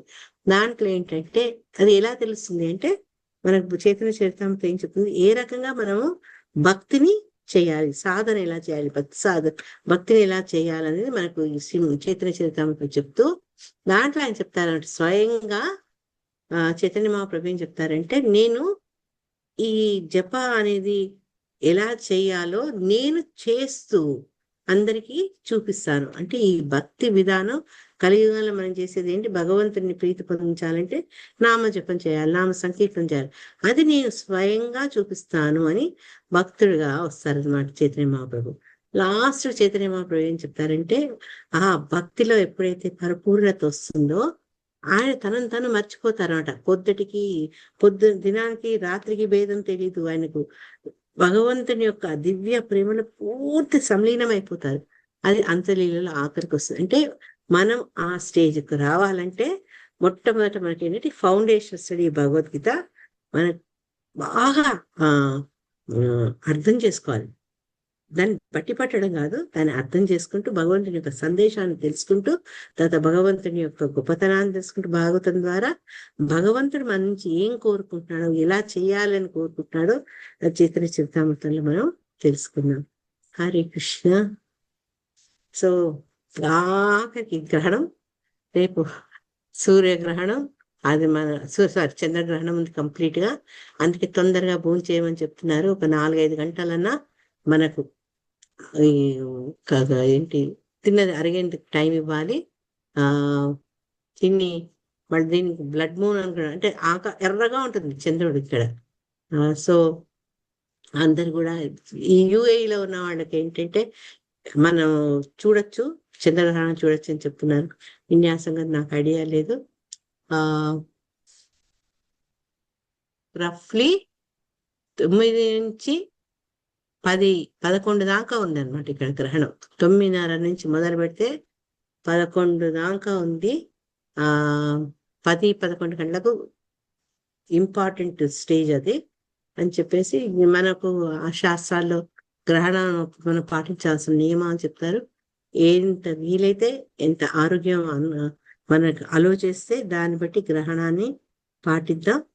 గ్రహణంలో ముఖ్యంగా చేయాల్సింది ఏంటి అంటే భగవన్ నామస్మరణ, భాగవత పఠన, భగవద్గీత పఠన, ఇవన్నీ మీ శక్తి కొద్దీ అది చేస్తూ భగవంతుని తలుచుకుందాం. ముఖ్యంగా భద్ర పూర్ణిమ కాబట్టి శ్రీమద్ భాగవతం సుదులు చదువుకోండి. ఇప్పటిదాకా మనం చదువుకున్న దాంట్లో మీకు నచ్చిన శ్లోకాలు గుర్తు చేసుకోండి. ఏంటి శ్రీమద్ భాగవతాన్ని శిలా ప్రభుపాదులు పర్పోర్ట్స్ చదువుకోండి. హరే కృష్ణ. ఓకే ప్రభు, హరే కృష్ణ. నేను సెలవు తీసుకుంటా. నా వల్ల ఏదన్నా సరిగ్గా మీకు చెప్పలేకపోతే క్షమించండి. హరే కృష్ణ. నాకు ఈ అవకాశాన్ని ఇచ్చినందుకు మీ అందరికీ ధన్యవాదాలు. హరి హరి బోల్ మాతాజీ. హరే కృష్ణ. ఒక్క నిమిషం ఒక్క మాట చెప్పొచ్చా మాతాజీ? అది మాకు అదే హరిదాస్ ఠాకూర్ వారి ద్వారా హరినామ చింతామణి వచ్చింది కదా, అది దాని గురించి మా క్లాస్ కూడా ఫుల్ బుక్ మనకి మా క్లాస్ చెప్పారు. చాలా భక్తి గురించి ఎంతో అద్భుతమైన విషయాలు అవన్నీ ఉన్నాయి మాతాజీ అందులో. కానీ ఇంగ్లీష్ లో ఉంది, తెలుగులో దొరకలేదు మాకు. ఆయన చాలా అంటే మన మహాప్రభువే ఆయన దగ్గర కూర్చుని అవన్నీ చెప్పించారనమాట మనకు అందించడానికని. అదే అంటారు, నువ్వు వచ్చి నన్ను అడగడం, నేను నీకు చెప్పడం ఏంటి, ఇవన్నీ నువ్వు ఇలా లీల చేస్తున్నావు అని చెప్పేసి అంటే, ఇప్పుడు ఆయన అన్ని వరుసగా ఎన్ని చెప్పారో నిజంగా అవన్నీ చాలా వారాలు తీసుకున్నారు మాతాజీ. మా క్లాస్ చాలా బాగుంది అది. అది ఈసారి నాకు పంపిస్తే మనం దసరా అడతాం కొంచెం తెలుగులో చెప్పమని. ఓకే.